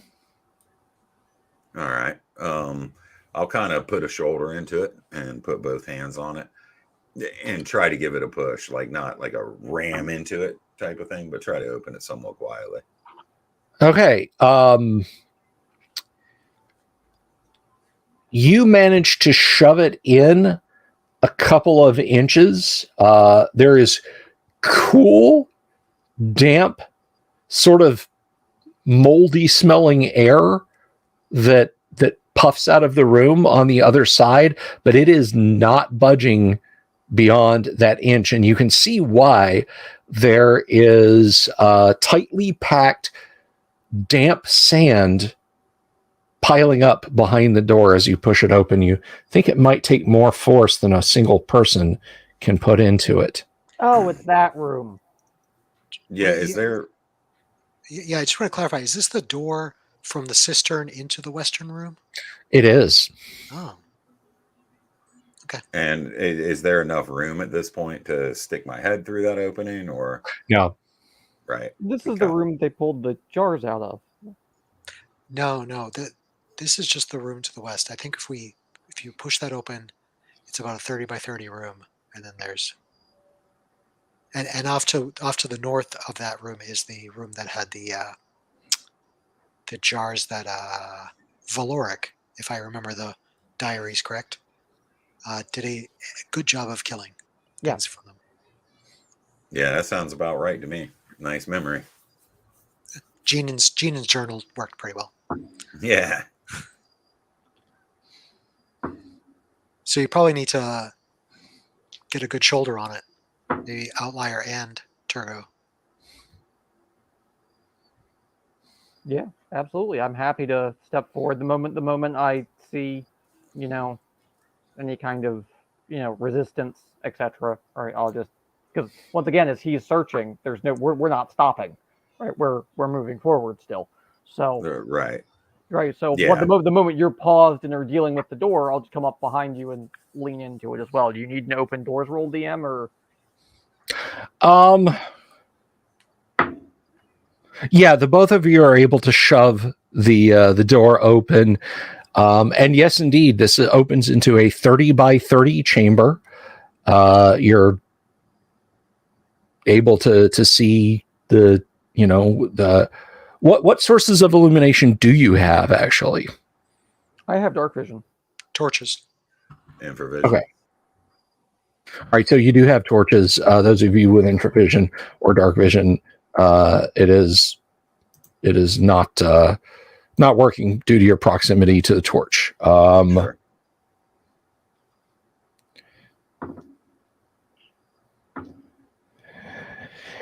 And that is the chamber. There is you can clearly see on the far wall is collapsed outward, and you can see rough opening beyond that extends into the darkness. Before that, occupying a 20 by 20 patch of floor, there is a pool of stagnant water.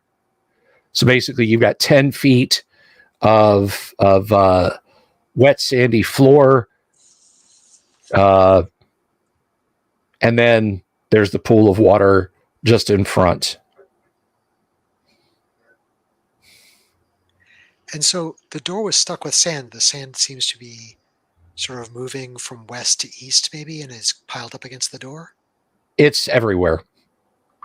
The sand, the muddy sand is everywhere. It's coarse.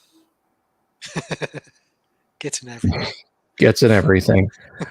So if you think of this room as that you're in as 3 10-foot squares by 3 10-foot squares, Yeah.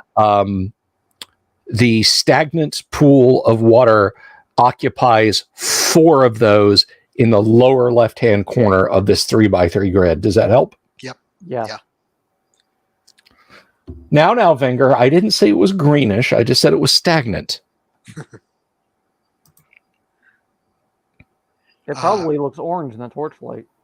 Yeah, we should go through that collapsed, or get to the collapsed walls to see what the caverns look like beyond it, but that water could be hiding some trap. Well, there's a very easy way to find out. Walk through it? Bill hook. Yeah, sure. If I probe it with the bill, do I notice anything? Well, I mean, how long is your bill hook?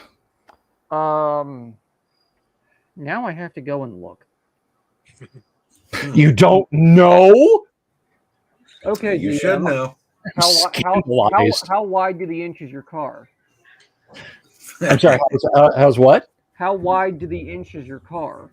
Yeah, what's the beam of your car? Well, fair enough. I just figured, that's your area of expertise. You always get on me about pole arms, so. Well, a pole arm can be as long as it needs to be. If I had my druthers, I'd be using an 11-foot long bill with another foot long head, making it 12 feet total, and it would have an ash shaft and a Damascus head. Not being 3 feet tall, you're not. but that's not, no, especially being 3 feet tall, I would, because hang what Gygax said, you want to use a longer pole arm when you're shorter. Come at me, Gygax, you were wrong. Anyway. Yeah. Easy for you to say that the guy's dead now.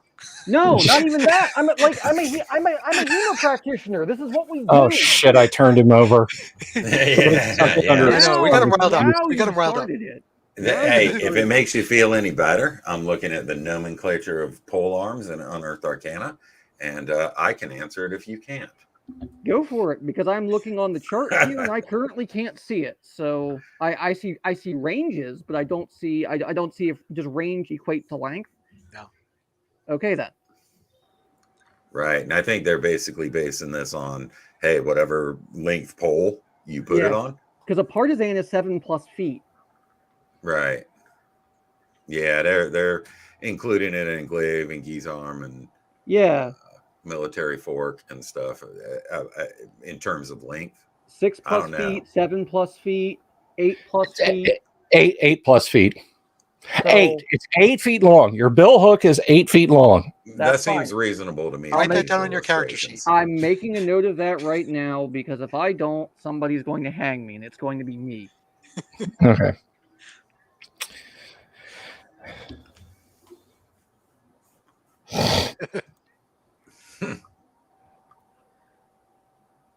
Okay, so I'm sticking my 8-foot bill into the pool. Do I touch bottom? Do I get mauled by something? Do I eat green You flies? don't get mauled by something from the pool. Yikes. Bad when It's a from DM says that. It's from the ceiling that's really going to sting. I have an AC -1 if it helps. And under a great many circumstances, TK, it would absolutely help. However, well, I'm also wearing a helmet, but I guess that might help. I paid extra for that great helm, damn it. Hopefully it's pretty great. Oh, apparently the armor didn't come with it, so I still feel ripped off. okay. Did you get the undercoating? I should have. TK steps in. There is a sort of a cracking sound, and you see what appears to be 2 stalactites drop from the ceiling and slam into him. TK, you take 20 points of damage from the piercers that have slammed into you. Okay. I got hit by one of those before. You're now the champion. The good news is they're done with their attacks. The good news is I'm going to render them into paste. So yeah, the piercers slam into you, and what is the damage on those? It depends on hit dice, and there's a 2-hit dice and a 4-hit dice. So that's 2 to 12 and 4 to 24. Oh, okay, because I remember like Turgo got hit by 1, and he only took like 3. Yeah, that was a 1-hit dice piercer that stuck him. And I think it was 6, so at that time was significant. Yeah. So yeah, they slam down into you, doing significant damage, and then immediately flop over, and now they're moving stone traffic cones, sort of scuttling towards the walls to presumably crawl back up there and finish you off for a delicious meal. That was basically their surprise round. Mark, what is Abner doing? Abner is still surprised. He'll move forward with his bodyguards, but I think Outlier's probably going to take care of it before he gets there.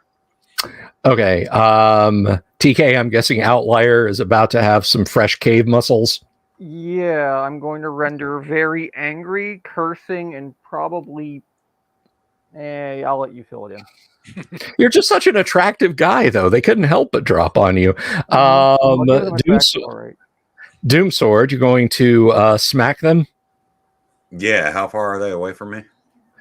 They're right there. Like, he stepped in and leaned out with his polearm, and they dropped from the ceiling and slammed into him. Pow! Yeah. Pow! I'm going to attack them, concentrating both attacks on a single one. Okay, let's go ahead and roll initiative, and I'll give it to TK since he's the one who got Excedrin headache number 9. 3. Well, the piercers are scuttling towards the wall, so you guys can attack them. That's basically their action in this round. Well, I still have the I rolled an 18, so I'm going to guess that hits. Yes, that does hit. They aren't large. No. Okay, I am still using my bill, so that does hamper my damage. So, Okay. 8. Yeah, you smash one of them. The smaller of the two, we'll say, you just smash completely open. It was a 2-hit dice sample, and I rolled 2 hit points, a 1 and a 1. Well, okay then.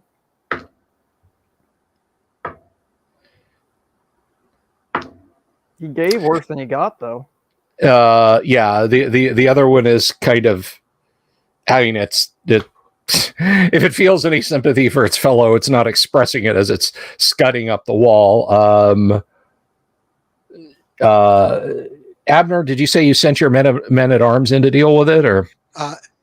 No, Abner was moving up with his men at arms, but he figured that Outlier was going to take care of it, so he's okay. And how about Turgo? Yeah, I'll move up to attack the other one.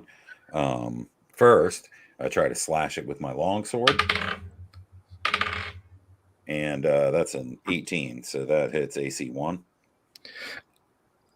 Oh, that is a hit. And then I'll attempt to stab it with my left hand with my dagger. Ooh, and that's a natural 20. So okay, so you converge on it and damage it. Longsword does 9 points of damage. Okay. And sorry, I need a D4. And the dagger does 3, so 12 points total. Yeah, so you chip off a bunch of its stone. You can kind of see its sort of livid pinkish body pulsing underneath the mantle that you've chipped off with your sword blows. It finishes its movement and is now scudding up the wall. I never realized scudding was a verb. I like it. So, quite welcome. So,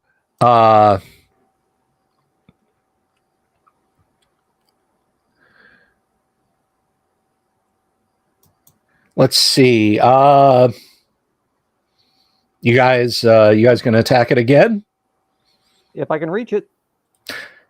Oh yeah, with your pole arm, you can turn it into a stone and meat pinata as you like. How about Abner?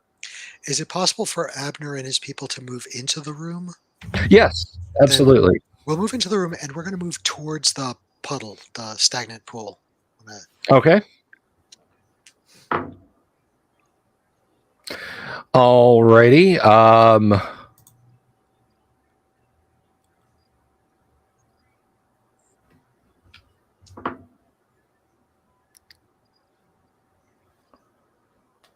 So you're moving towards the stagnant pool. How about to Turgo Doomsword? Yeah, I'll drop both of my handheld weapons and draw my longbow and shoot at it. Okay, then why don't you go ahead and roll initiative?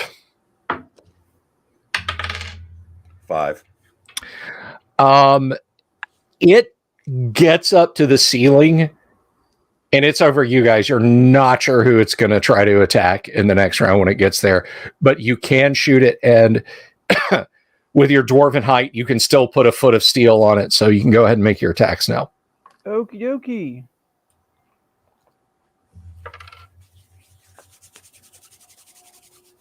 Oh, man. Does that hit? That might not.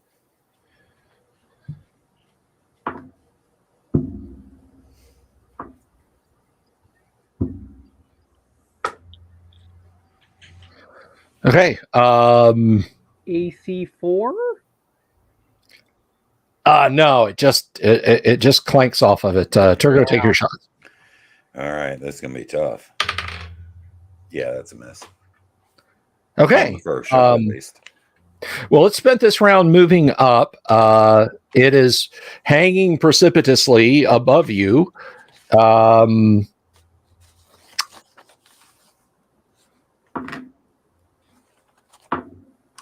And I suppose okay. Oh, sorry. Go ahead.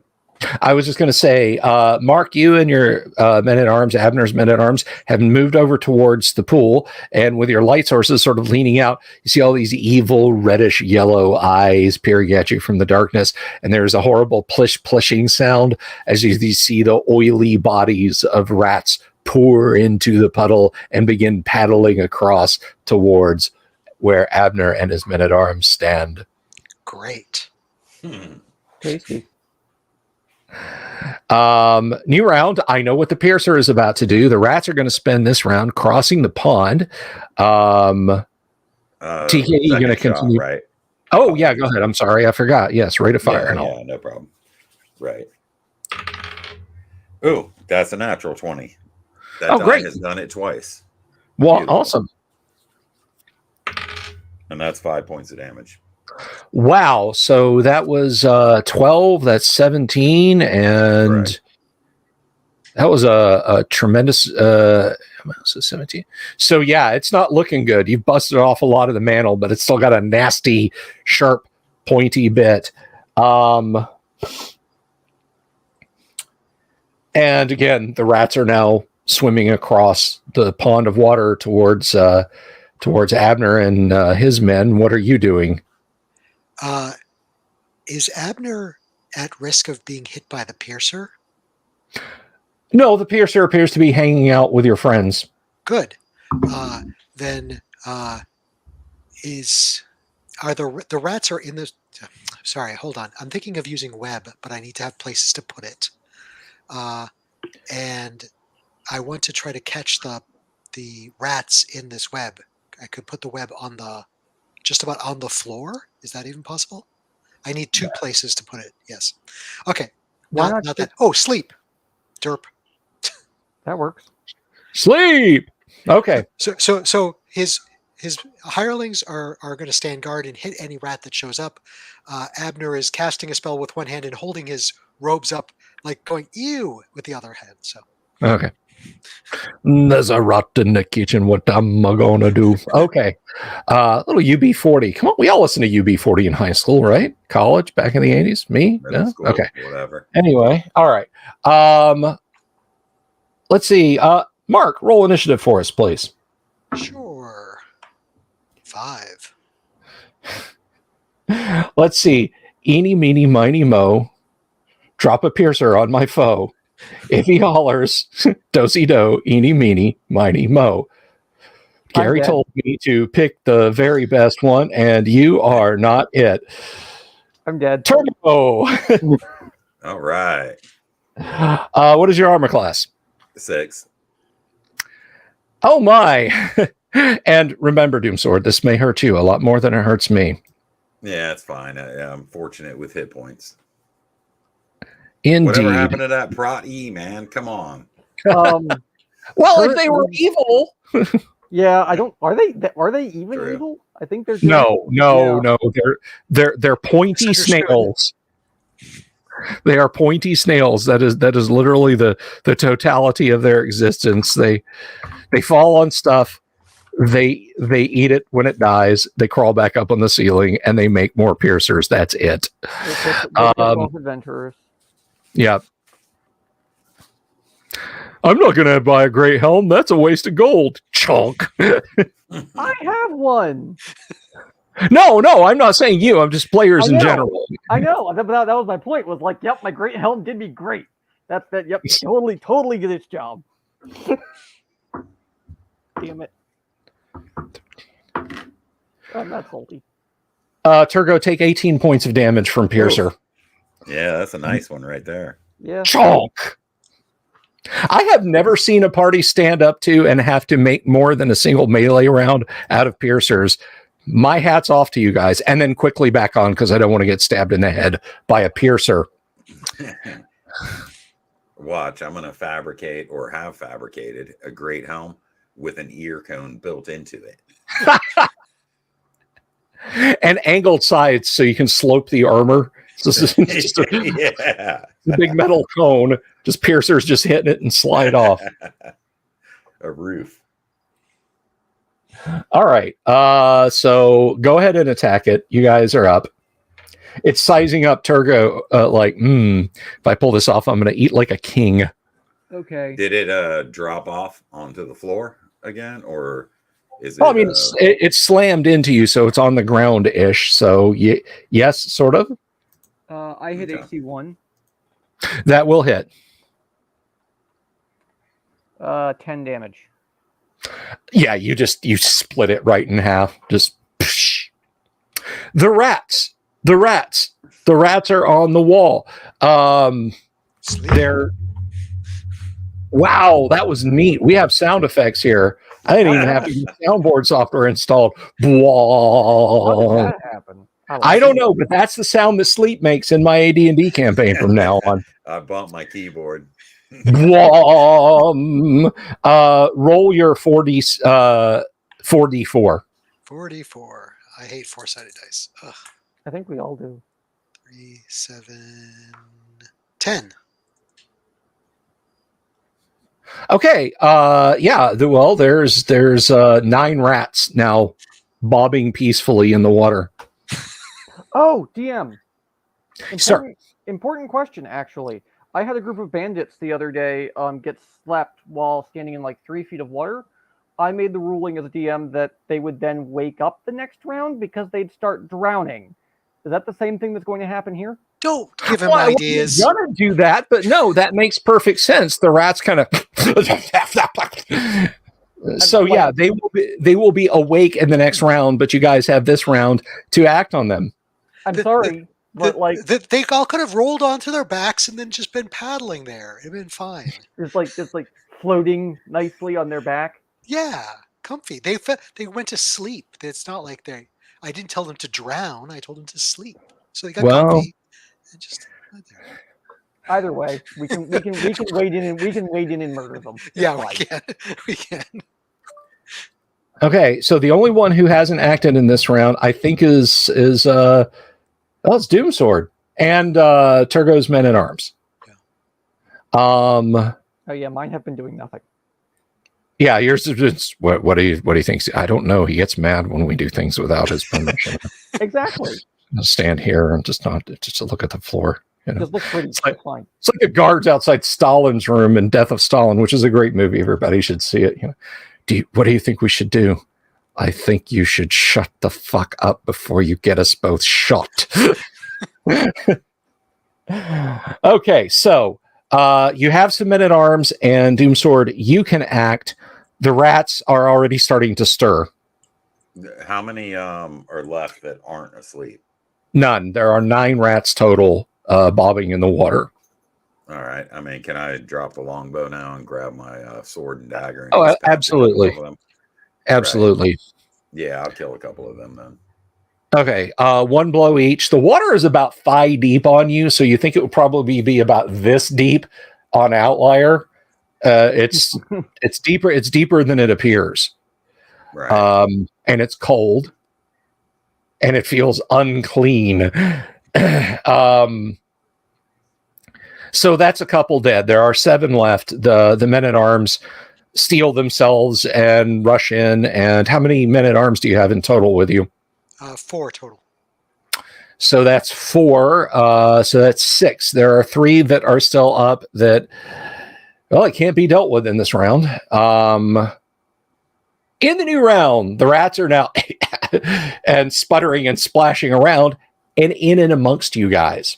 So, Mark, what is Abner doing? I know he's not standing in a pond. He's definitely not standing in a pond. He's probably holding his robe up to make sure it doesn't get dirty, and he's backing away. Okay, Doomsword, there is not one next to you. There is not one next to the man-at-arms closest to you. Outlier, there is not one next to you. So they all appear to be near the men-at-arms who are kind of in the thick of them, hacking them and smashing them.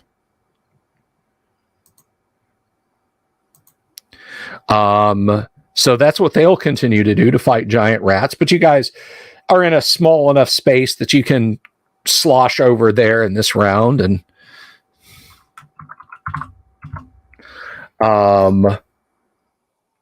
if that's what you wish to do. Can I reach any of the rats from outside the pool?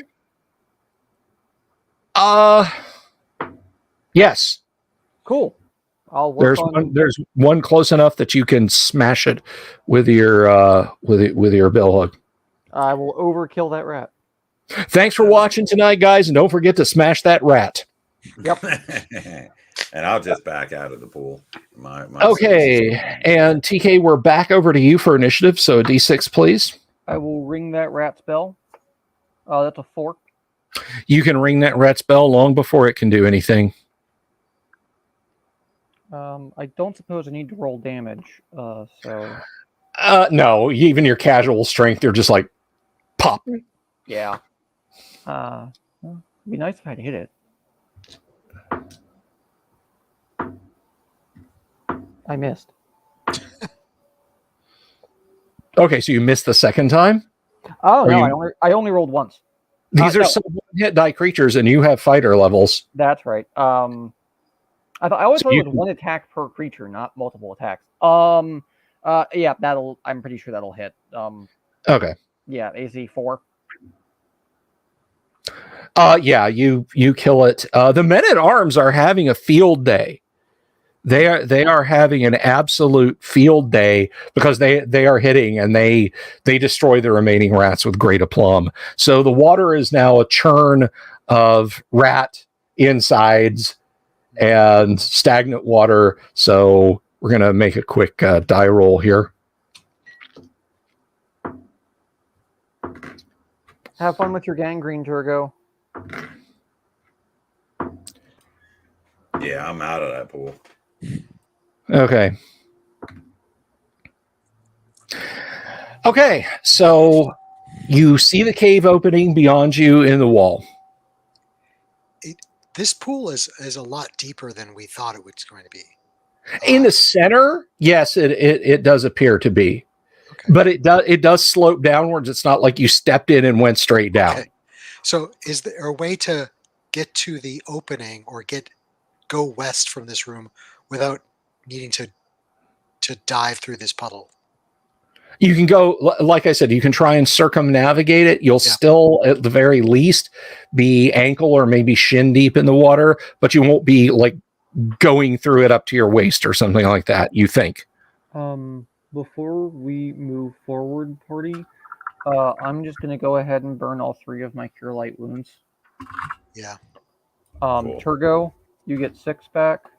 Thank you. DM, do I successfully cast the second one without something happening? Oh, yeah, absolutely. Okay, and the third as well. Okay, Turgo, you'll get 8 back, and then I'll give 8 to myself.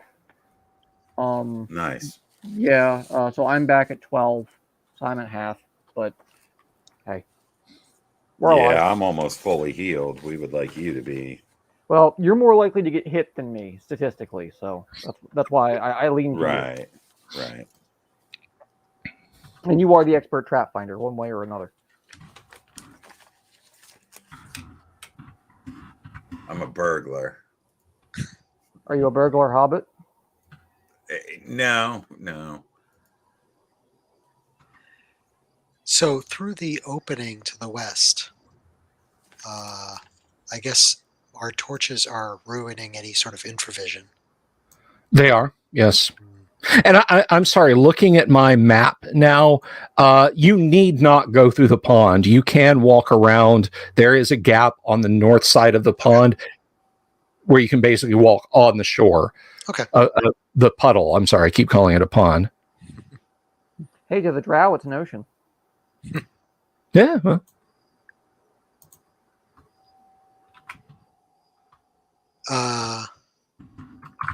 Should we maybe effectively hide the torches around if there's a way to like hide them in a corner so that we can use infravision to scout ahead? We just made a whole bunch of noise. Yeah, There's no being sneaky. I wasn't thinking about sneaky. I was thinking about using infravision as a means of seeing further than torchlight. Don't we have a bullseye lantern? I do. Yes. My understanding was that you do. Who has it? Turgo, is that you or is it me? No, that's not me. I have a. Hold up. I do have my disposable torches. No, actually, I did not invest in one for once. No. If we have it, it might be on the cart, but yeah, it's not something we have here now. That's fair. Okay. Might have also been a Lynx thing. Yeah.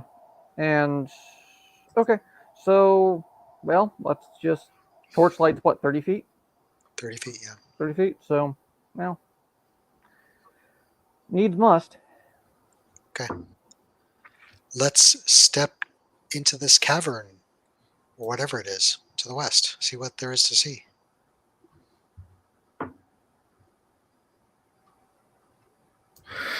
Okay, so the collapsed area beyond quickly tapers down to from 20 feet wide to a roughly 10-foot wide narrow tunnel that looks like it goes west, but perhaps curves to the north. It curves to the right, so you're not 100% sure of direction, but it does look like it curves to the right. And then there's tunnels that go north and south beyond it, is what you can see in your dim torchlight.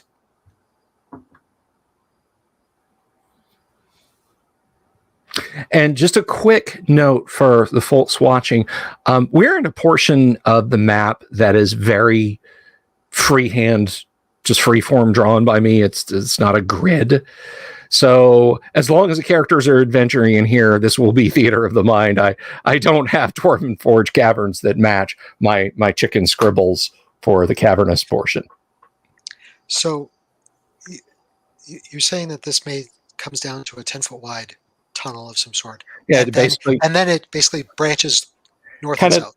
Kind of does this. And then at the end of here, it looks like it goes like that. Okay, gotcha. Well, let's head to the north, which is right. Sure. How about I scout ahead a bit? Yes, please. Okay. Turgo going through the narrow tunnel into the north with your infravision. Yes, and attempting to move silently, please. All right. You hope the scuff of your boots isn't too noticeable. Getting away from the party's light sources is not difficult with the twisting and turning cavernous tunnels.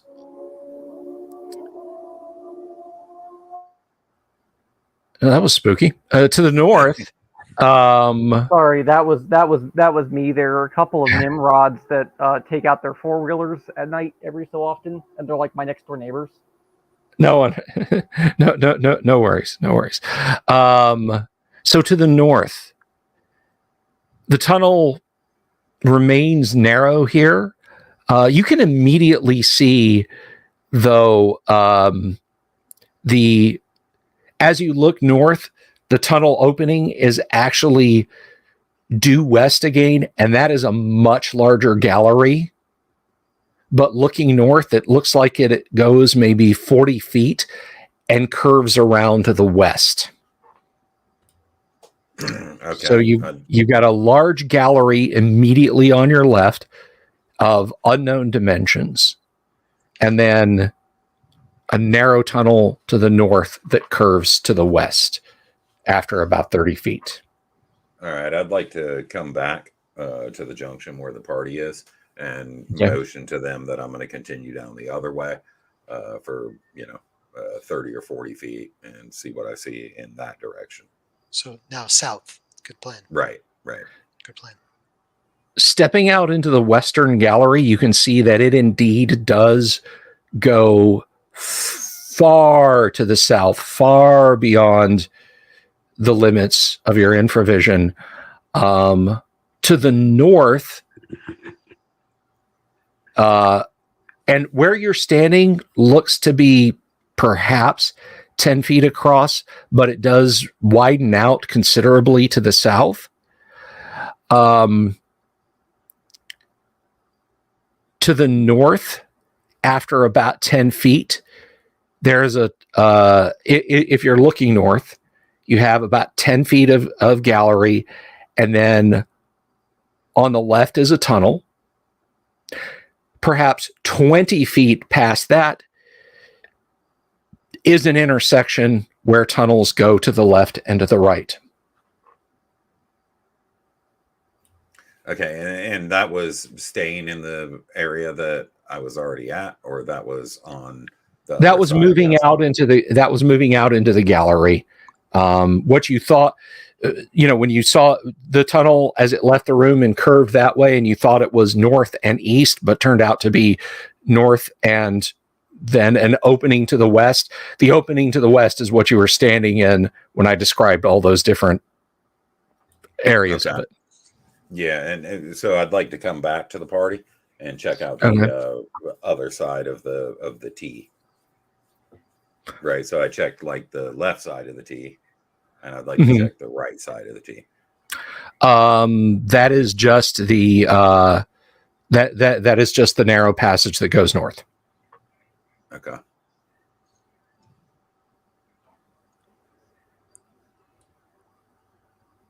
So we have narrow passage to the north and a large gallery.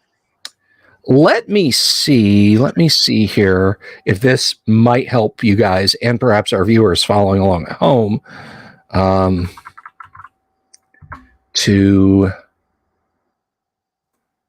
I will see if I can put this up on the screen.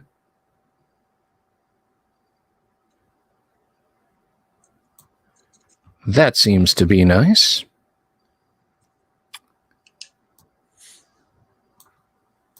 We'll do that. Get my email out of the way. Let me do this.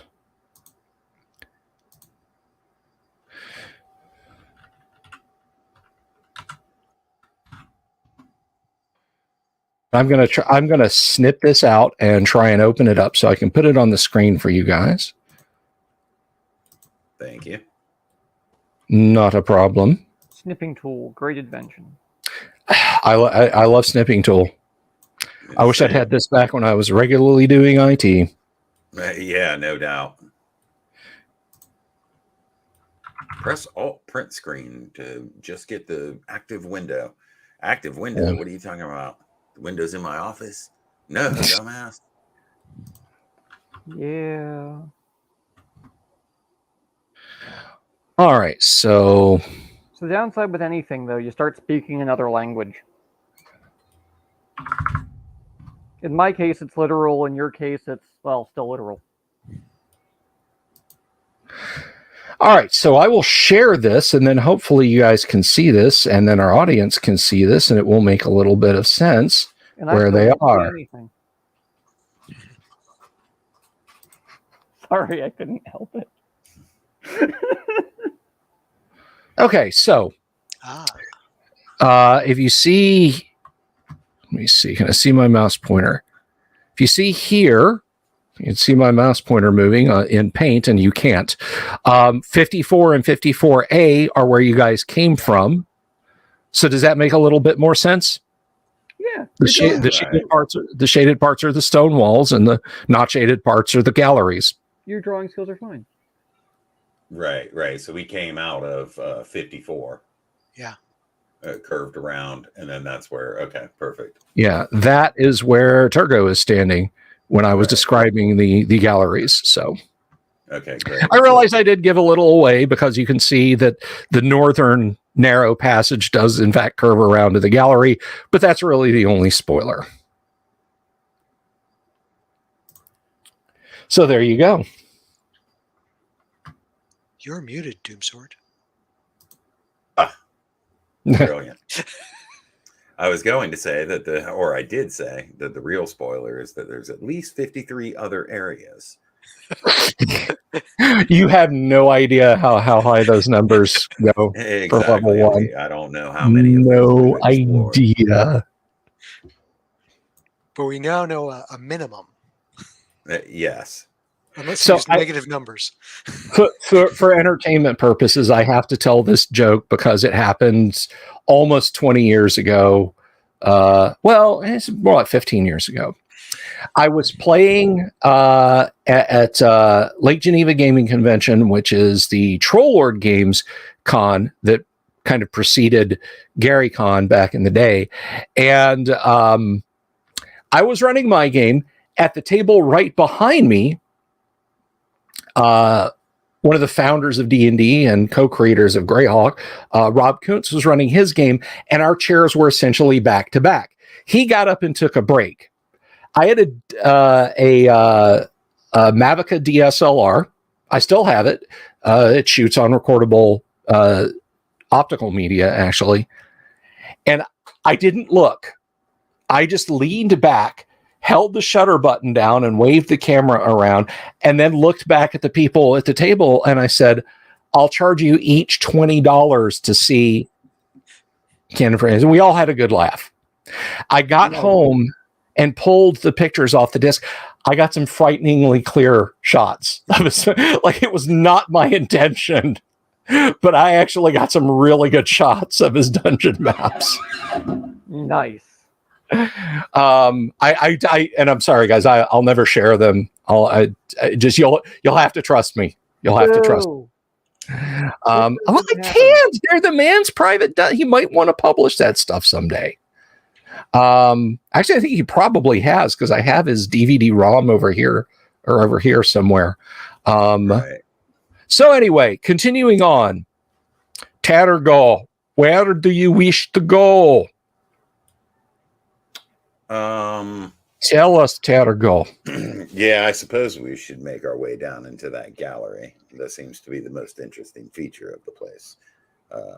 I can go forward a little bit, just outside the edge of the torchlight, if you guys wish to follow. So are you going to map as you go? I'll plunk along behind. Abner will attempt to sketch something. All right, so you're going to take a page from the ancient gallery as you walk on down the hall. That is the second Doors reference tonight. It's not a good one, but... And I assume I'll try to move slow enough. Full dungeon mapping speed, all that sort of thing. But you're keeping outside torchlight radius, correct? Yeah, to where the edge of the torchlight is at my back, basically. Okay. Moving silently, of course. Okay, so the gallery stays anywhere from 15 to 20 feet wide. You move 30 feet. At the 60-foot mark, on your left, which could be east or it could be north, this is very disorienting, there is a very, very, very narrow natural tunnel. One person at a time could go through it. And then immediately perpendicular to that is a larger opening. And you can see with your infravision that opens into kind of a roughly leaf-shaped chamber beyond. And you can't see much in there. But the way to the north is something you would have to negotiate. Yeah, I'm going to crouch down and move carefully over to the smaller opening and attempt to peer into it. Okay, it takes your eyes a few moments to adjust. Slumped against a rock you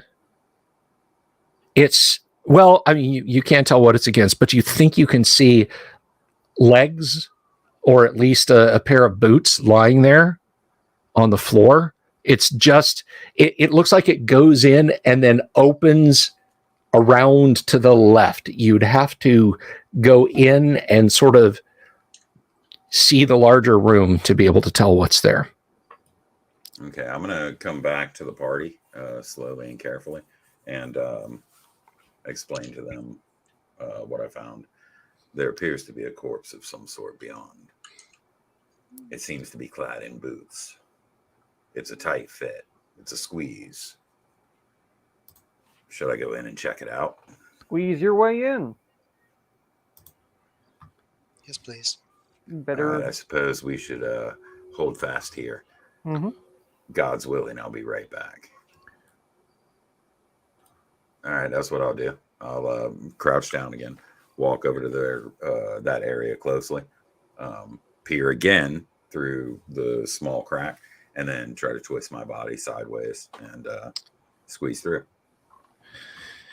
Okay, so you You wedge your way in.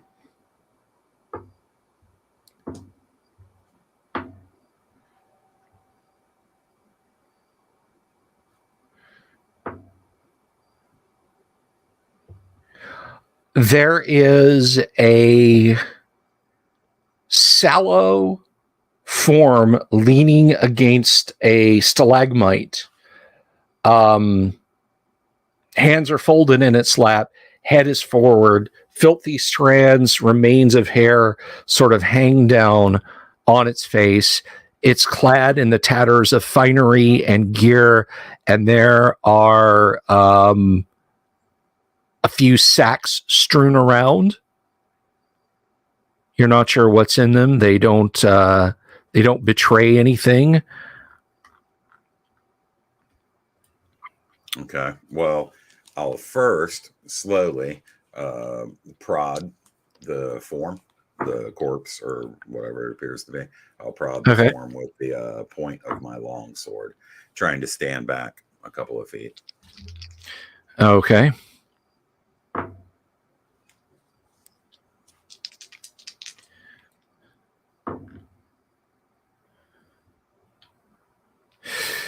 Okay, as you stand there garthling the narthak, the form, the head snaps back and it looks at you. And it grins evilly. Black gums drawn back away from jagged teeth. And it begins to lever itself standing up. You're not surprised. And it groans at you and says, "Another one to join me in my eternal watch. So cold, so hungry, so alone.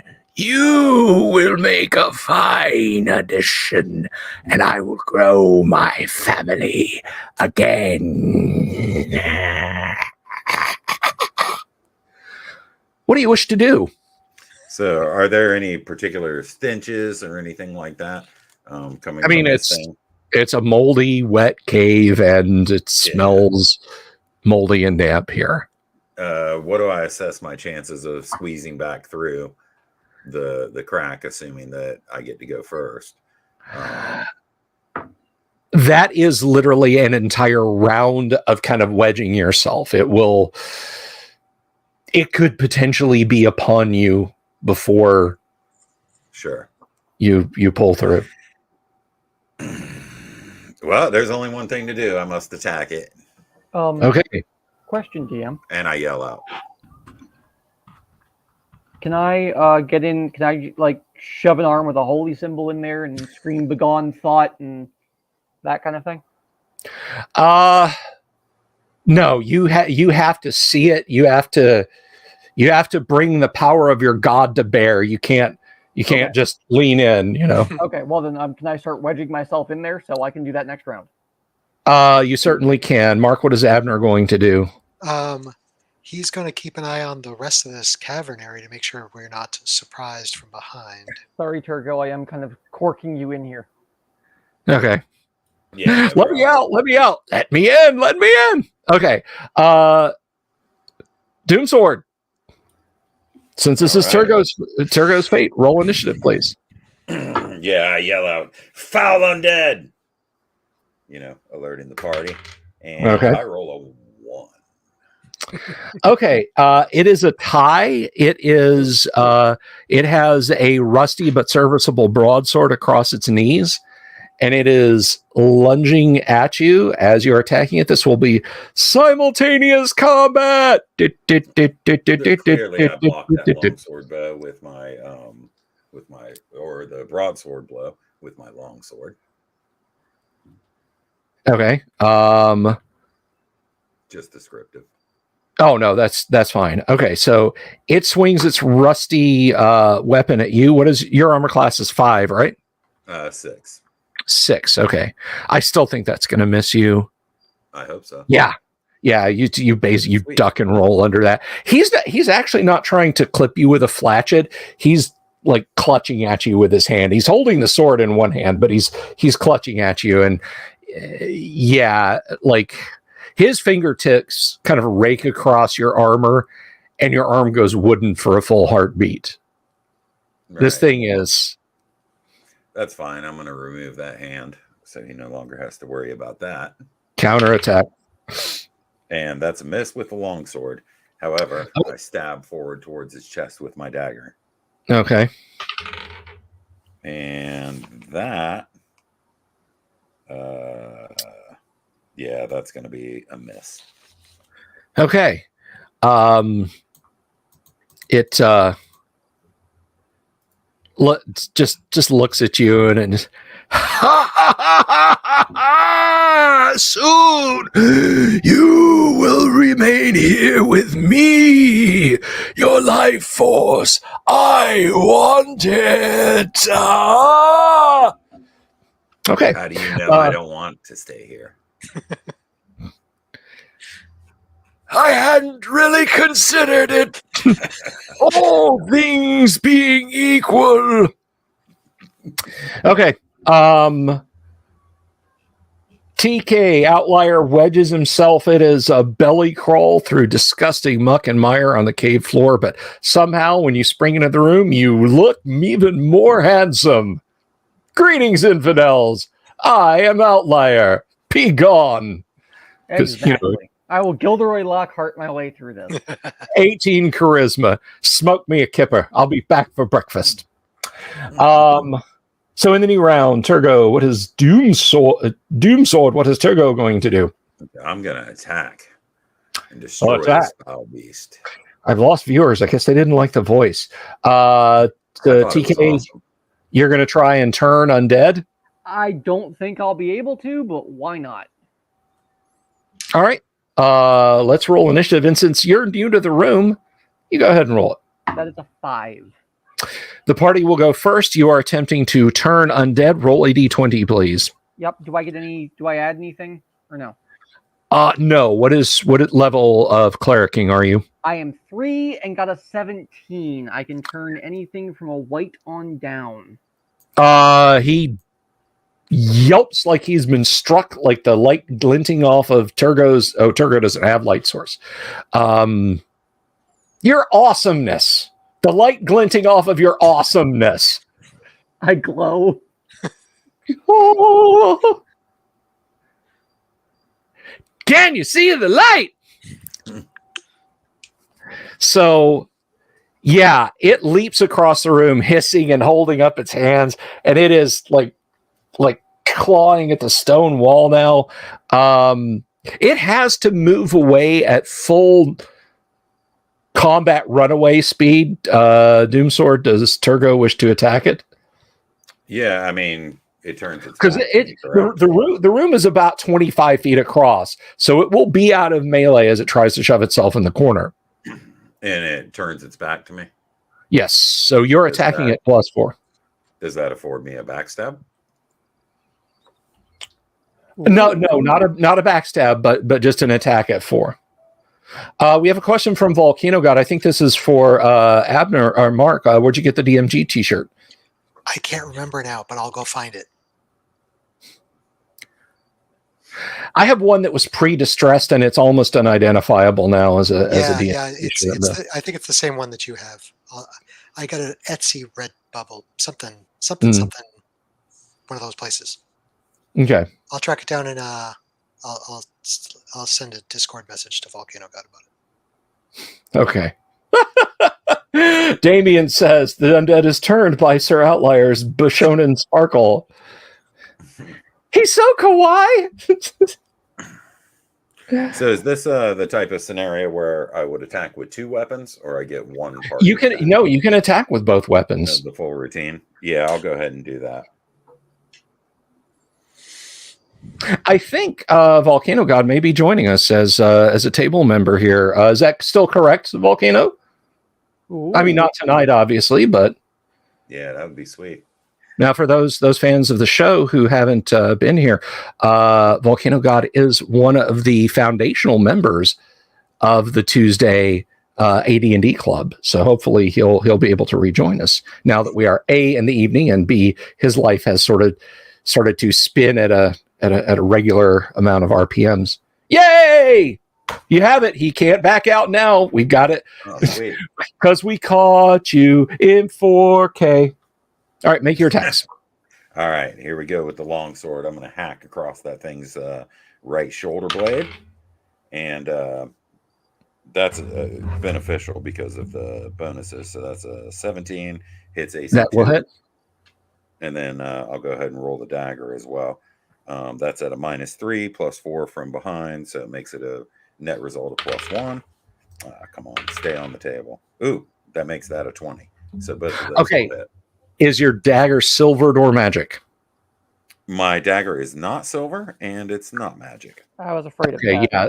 That just kind of rakes across his bones, but your sword stabs and he shrieks. So do your full damage. He is a medium target. All right, here we go. Come on, big money. Not that great. That's a 6. Okay. Yeah, it doesn't bleed much at all. In fact, it's kind of distressing because, this is where you'd see blood pumping out and you can see like a little bit of ichor and jellied organs. So nice. So yeah, he staggers into the corner of the room and is beating his fists on the wall, yelling maledictions in ancient Seul. But just trying desperately to get away. And we are going to see how many. Abner leans into the passageway and goes, "Are you guys okay in there? Need any help?" I'm I Okay. don't want you to get your robes dirty or your silk boots. Okay, thanks.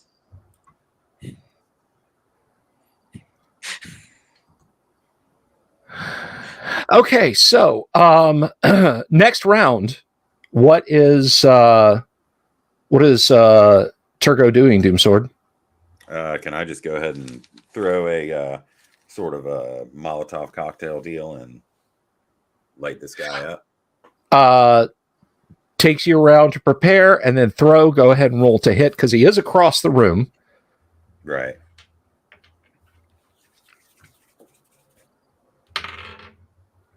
Uh, 9. Yeah, A 9. I don't think that's going to hit. no, Does it that's hit? AC 10. 9. Not even all right. powering. Well, I guess it would be a 13 if it's a +4 to hit. No, because it's run away. So yeah, it lands about 5 feet short and does 0 damage. The flames leap up and it illuminates the cave. Yeah, it's pretty horrifically macabre. There's all sorts of forms stuffed in niches here, desiccated bodies. Tasty. It's pretty terrible.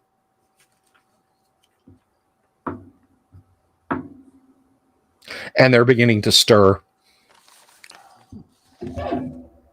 That's worse. Well, some of them are beginning to stir. Some of them are beginning to. Question, DM. Yes.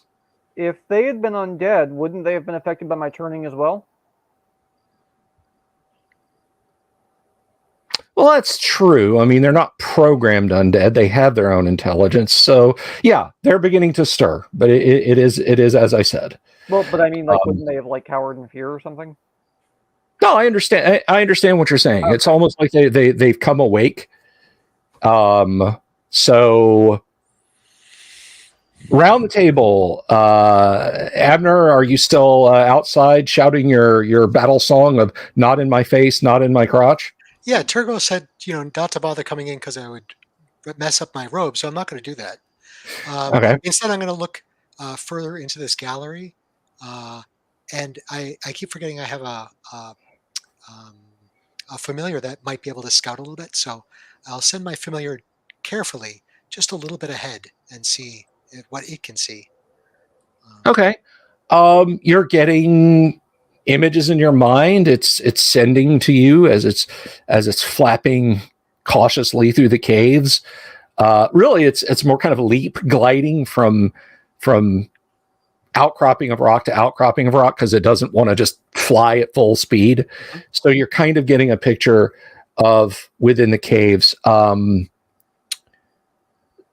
So yeah, these things are like pushing themselves back, trying to get away from Outlier's upheld holy symbol. The closest things to you guys are a couple of large sacks that appear to bulge that are lying on the sandy floor. What do you guys wish to do?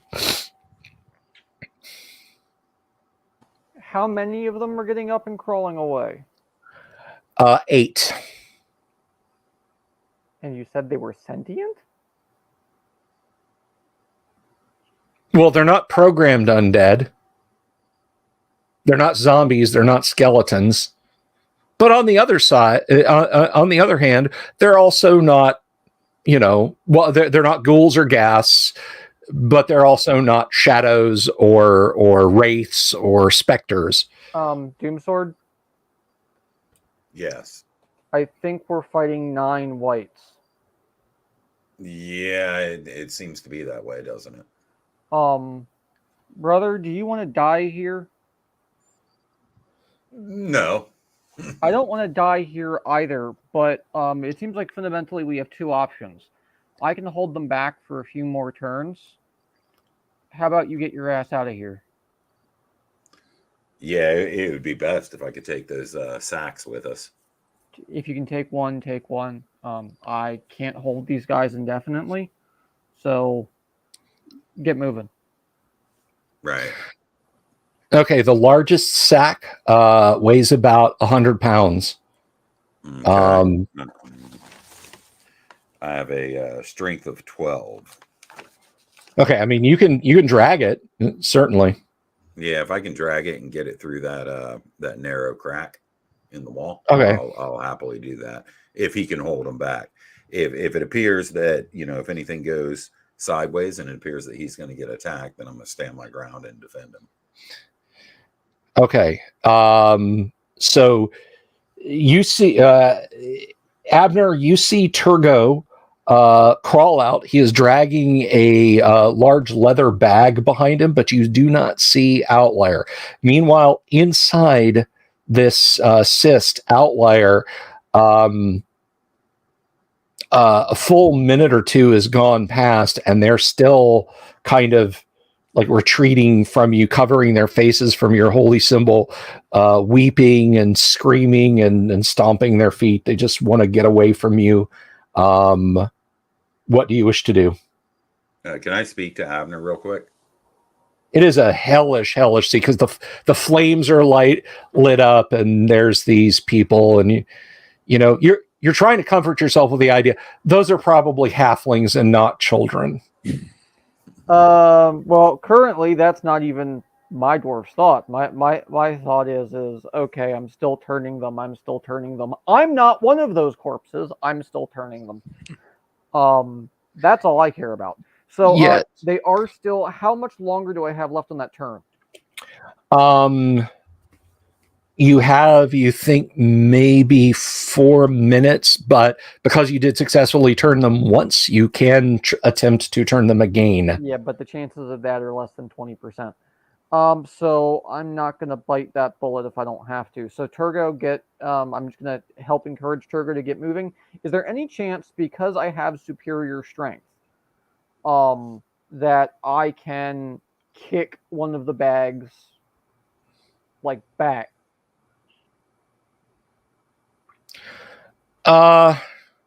With your strength, you can grab it and drag it with you. You can drag it, grab it, and carry it. Can I still function even okay? So I don't have to keep holy symbol bag.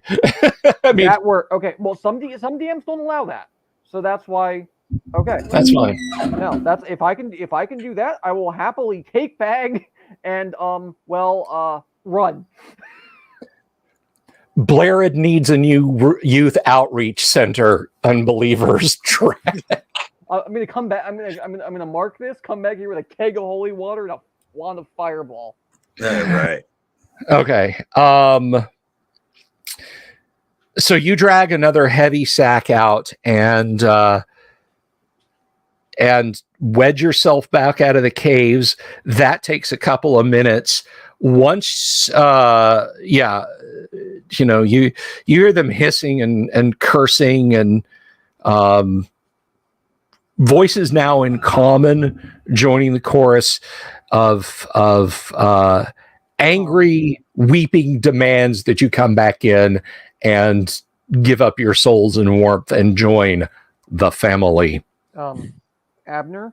Yes. Yeah. You got a way to light these guys up or something? The moment I'm out of that hole, I'm just going to look at you and tell you to run. First, I'm going to cast web to block the hole up some to at least slow them down. Smart move. I'm currently just in panic mode and running. Can you squeeze through and web out the opening and web them all up so we can run in there and snag those boots? No. Well, I mean, the boots were just on the chief's. They were just part of his clothes, dude. I mean, you don't know if they're magical or not, but he's wearing them. So, and you mentioned them. You now hear that creaking, horrible voice. No, my children, be calm. We will make them join us. We will tear their holy man to shreds. Any others, will join our eternal parade of darkness. So you suspect that perhaps Blairad's rebuke is fading in their minds. Well, at least we got a couple bags. Yep, I'll cast web to block up that opening.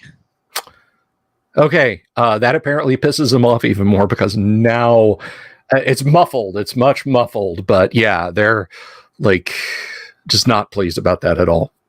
But And you run. web it off. All right, where are you running to? You're running north, you're running south? We don't have to run now, right? Because we got it blocked off. It will not last all. I'm retreating back to... I'm headed back to the cistern. Yeah, let's go with this turn at least. The dwarf will not brook that argument. He'll leave your ass behind. Yeah, well, and I can drag that 100-pound bag, or does the dwarf need to drag I can carry it. I'll give you the lighter of the bags. I'll take the heavier. Cool. Abner, your pseudo-dragon reports back. Dear friend, this gallery goes a short distance further and opens up. There is a larger cave, a pool of water, and a tunnel away to my left wing. But I will return. And he flaps back down, and you kind of have this rough mental image of the gallery going about another 30 feet south and then opening out into a much, much larger room. Okay. With a pond. And then there's a tunnel off to one side from that. Okay. You guys are bolting. You guys are headed back to the cistern, right? Yep. I will not mess with whites. I've seen them destroy too many parties of our level. Level drain sucks. So, when we get back to the cistern, shall we make our way back to the longhouse? Yes. We should see what these bags contain. When we're back to the longhouse. Okay. All right. So leaving Anthony Zerby and all his friends behind, you and shout out to anyone who got that reference and just dated myself there. I don't even follow you there, Bill. Okay, that's fine. He was the head of the zombie cultists in Charlton Heston's The Omega Man. Let's see, because you guys are going hell-bent for leather. Take a couple of quick checks there. You make it back to the cistern and are practically bounding up the chains and ropes and whatnot to get to the ladder. And then finish climbing out, which you do without much more ado, and you bid the dungeons adieu. You're back out into the open natural air, leaving the undead horrors to their eternal hauntings in Castle Greyhawk. Yeah. We need a pump sprayer full of holy water. Yeah, I tried that. I tried advocating for that. The DM said no. No. I want quart jars of holy water. None of this little vial shit. I want Best Big I gulp. would allow is if you got like a perfume sprayer and put it onto a holy water vial, and then it would give you like a foot of range. Sorry. It is holy while it is in the holy vial. All right, so you're outside now. You're in the courtyard of Castle Greyhawk. What do you do? return home. Yeah, let's drag this stuff back home. Can we find out what's in the bags now before we drag them back in case it's stones? Sure. Right. I jingle It's the three. bag. It's three children whites. Throw that back in the hole. Thump. Yeah, we just stopped them. Back you go, honey. Okay. The heavier of the two bags, the one that weighs 100 pounds that Turgo dragged out bravely, that contains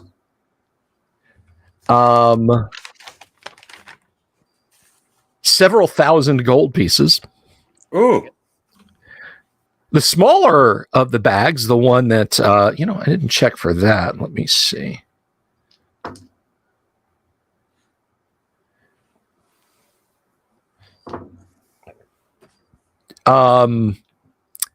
That contains some various rotten finery, silk dresses. I mean, who knows how many years ago this would have been. You could have dressed a fairy queen or a sexy wanton or something like that in it, but now it's all gone to ruin except for 4 pieces of jewelry. Hey, I'll take jewelry. And oh my gosh. There is something else in that same bag. I need to see what it was. It was clearly boots of elvenkind and cloak of elvenkind. A jewel encrusted staff of charming. Boots of elvenkind and a cloak of elvenkind combo. So basically, you want a jumper of elvenkind. Yeah, it's a onesie of elvenkind. Yeah. It could be a onesie of elvenkind. I don't care if it's a thong. I'll wear it. Yeah. It's a speed suit, Dean. You look wonderful in it. All scientists wear them. God, I miss the Venture Brothers. It is. Let's see. It is a fine item. Tell me your name. I have a name. It's a good one. Okay, Let's see. It's a holy hand grenade of Antioch. I prefer a multiple use one. Can we have like the holy submachine gun of Antioch? The Holy Mark 19 40 millimeter automatic grenade launcher of Antioch. I'll take that. Volcano Gog's suggesting the deck of many things again. Maybe it came back. A dump. And the deck came Super back. chat. No, it is. Hang on a second. We've already had a dump. I don't want to revisit that. At least not this soon. Maybe when you guys are like mad high levels and can just shrug off so much of the bad stuff in there. Although the void, Yeah, the void will still suck. it doesn't. You can be 50th level and the void is going to get you. Okay, so the other. Let's see, 50. It's a philosophical concept I don't want to think about. The other is actually a peace bonded dagger in a scabbard. Ooh. It is wrapped up in one of the rotten silken pieces of ladies' clothing. Hey, Turgo. You look like you could use this. I'm certain that I could. However, yeah, never mind. I thought about being altruistic for a moment, but I changed my mind. Hey, if you're going to be dual wielding, like, Merry Christmas. You know? Indeed. Okay, so you have these items. The undead below don't appear to be coming up after you. Yet. And you're retiring to the longhouse now? Yes. Yep. Okay. So your men-at-arms are happy to see you. Oh, we're so glad you're not dead. Tell us what lay below. Hey, you should go check it out. I'm just going to start drinking. Okay. It's a lot of fun down there. So there's 1,000 gold pieces. There are 4 pieces of jewelry, and I will tell you guys what the value of those are later. And you have a poignard, as I said, that it is piece bonded with silken ribbon. It's in a fairly plain looking scabbard. You know, it's nothing to write home about. Obviously, we'll show it to Abner, see what he makes of it. All right. Appears to be a nice dagger. I'm not currently equipped to detect if it is magical. All right. You can open. You can unsheath it to see if it sheds light, which is a typical symptom of magical daggers. I hadn't considered that. That's a fair point. I'll unpiece bond it. Yeah. Abner has not touched the dagger at all. Okay. He's of course wondering if it's cursed, so he'll let Turgo do that. No, I'm your Huckleberry. There is the dagger. Well, I mean, in the full light of the day where you are now. Well, you're in the longhouse, so you know there's light from the fire and from the slit windows. But yeah, this gives off a radiance. It is an exceptionally well balanced dagger. It seems just to fit your hand perfectly. Any carvings on it, inscriptions, anything like that? Nothing of significance. I mean, you know, it's very finely made. Right, and quite sharp, I'd imagine. Yes. If you test it with a ball of your thumb, you will come away with a little red line. Yeah. Right. It is a dagger of molecular edge. Well, fair enough. If there's no problems, I'd happily take this and test it out. Yeah, I suggest in the morning I could choose a spell of detect magic and check if any of these things we found are magical. Obviously, the dagger is already, so that's not interesting. But the jewelry could be. That or the dagger's made out of U-235, and you just gave yourself super cancer. At least I gave it to everybody. Is it a nice blue glow that slightly pulses and buzzes? You hear a weird clicking come from it. Why does this put my teeth on edge? Okay, so you have your you have the dagger. Now, correct me if I'm wrong, but does Abner not have identify on a scroll? He does. He has one more scroll of identify, so it could be used, but he wants to see if anything else is magical first. Well, okay. I have a question. If you have identify and you cast it on X number of items or whatever, like you're given multiple rounds for it, couldn't we just lay everything out in front of you and see? That's true. I can't remember. Mark can't remember how that spell works. If it's an item or I have time to do many items. I treat it as number of segments equals number of items. It's like wave the sword around, that's 10 seconds. Yeah. Put the cloak on, that's 10 seconds. Put the helm on, your head is pulped, you know. Okay, yeah. So that's true. I could use the scroll, the last scroll of identify, just to do the lot. Okay. So we go, are you doing that? Are you using the scroll?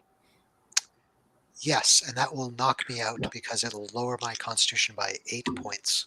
I'll be down Okay. to 8 points Constitution. And I'll find out that Wow. it's a necklace of strangulation. And You got Yep. How about a necklace So- of prayer beads? It's We it's a could use it's a that. J- it's a Jackinth of infallible beauty or whatever Yeah. it's called.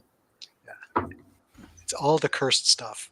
the jewelry is all just jewelry, as far as you can tell. The dagger is a dagger +2, +3 versus targets larger than man-sized. Oh,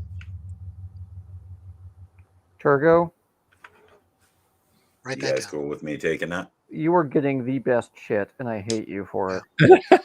It says the guy with the gauntlets of ogre power. That's that all I drew got, up. home, dude. Yeah, but I the would sword of almost bean trade counting. you both of these weapons for those gauntlets. Actually, I would take that trade. I really would, considering like my strength by itself is a +2. Like my strength's Right. respectable. Right. I'd take that trade. Mine is not. My strength is poor. Okay, so you have 4 pieces of jewelry. Can I infer anything about those pieces of jewelry by looking at them? Being that Uh, a little bit of a background. Your identify gives up, and so do you. Thump. We give them a pillow. All right, there is an extraordinary piece of wrought gold that is a necklace with a nautical theme. It's like dolphins interlinked nose to tail. You think that may be worth well north of 1,000.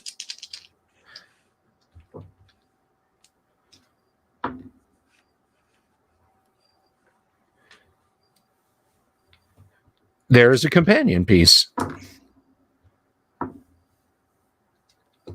Although this one is much nicer. You think it could be anywhere from, well, let's see. I think it's about a 1,400 gold piece item. The third one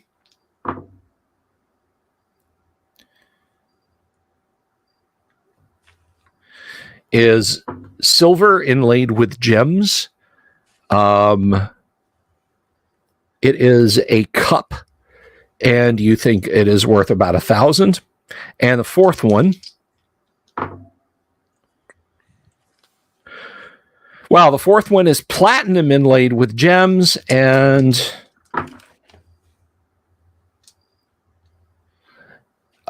yes, that is a crown, and you think it's worth about 8,000, give or take.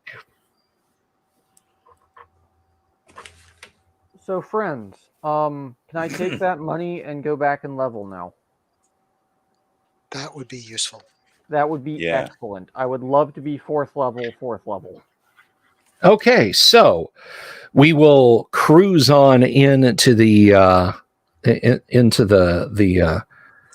rest stop for this week. Thank you very much to our audience and our players this evening. We appreciate it. Tomorrow, no Classic Traveler, but the show will still be on, and we will continue on with C1. We will just dive into, and let's try and just C1 any percent speed run tomorrow.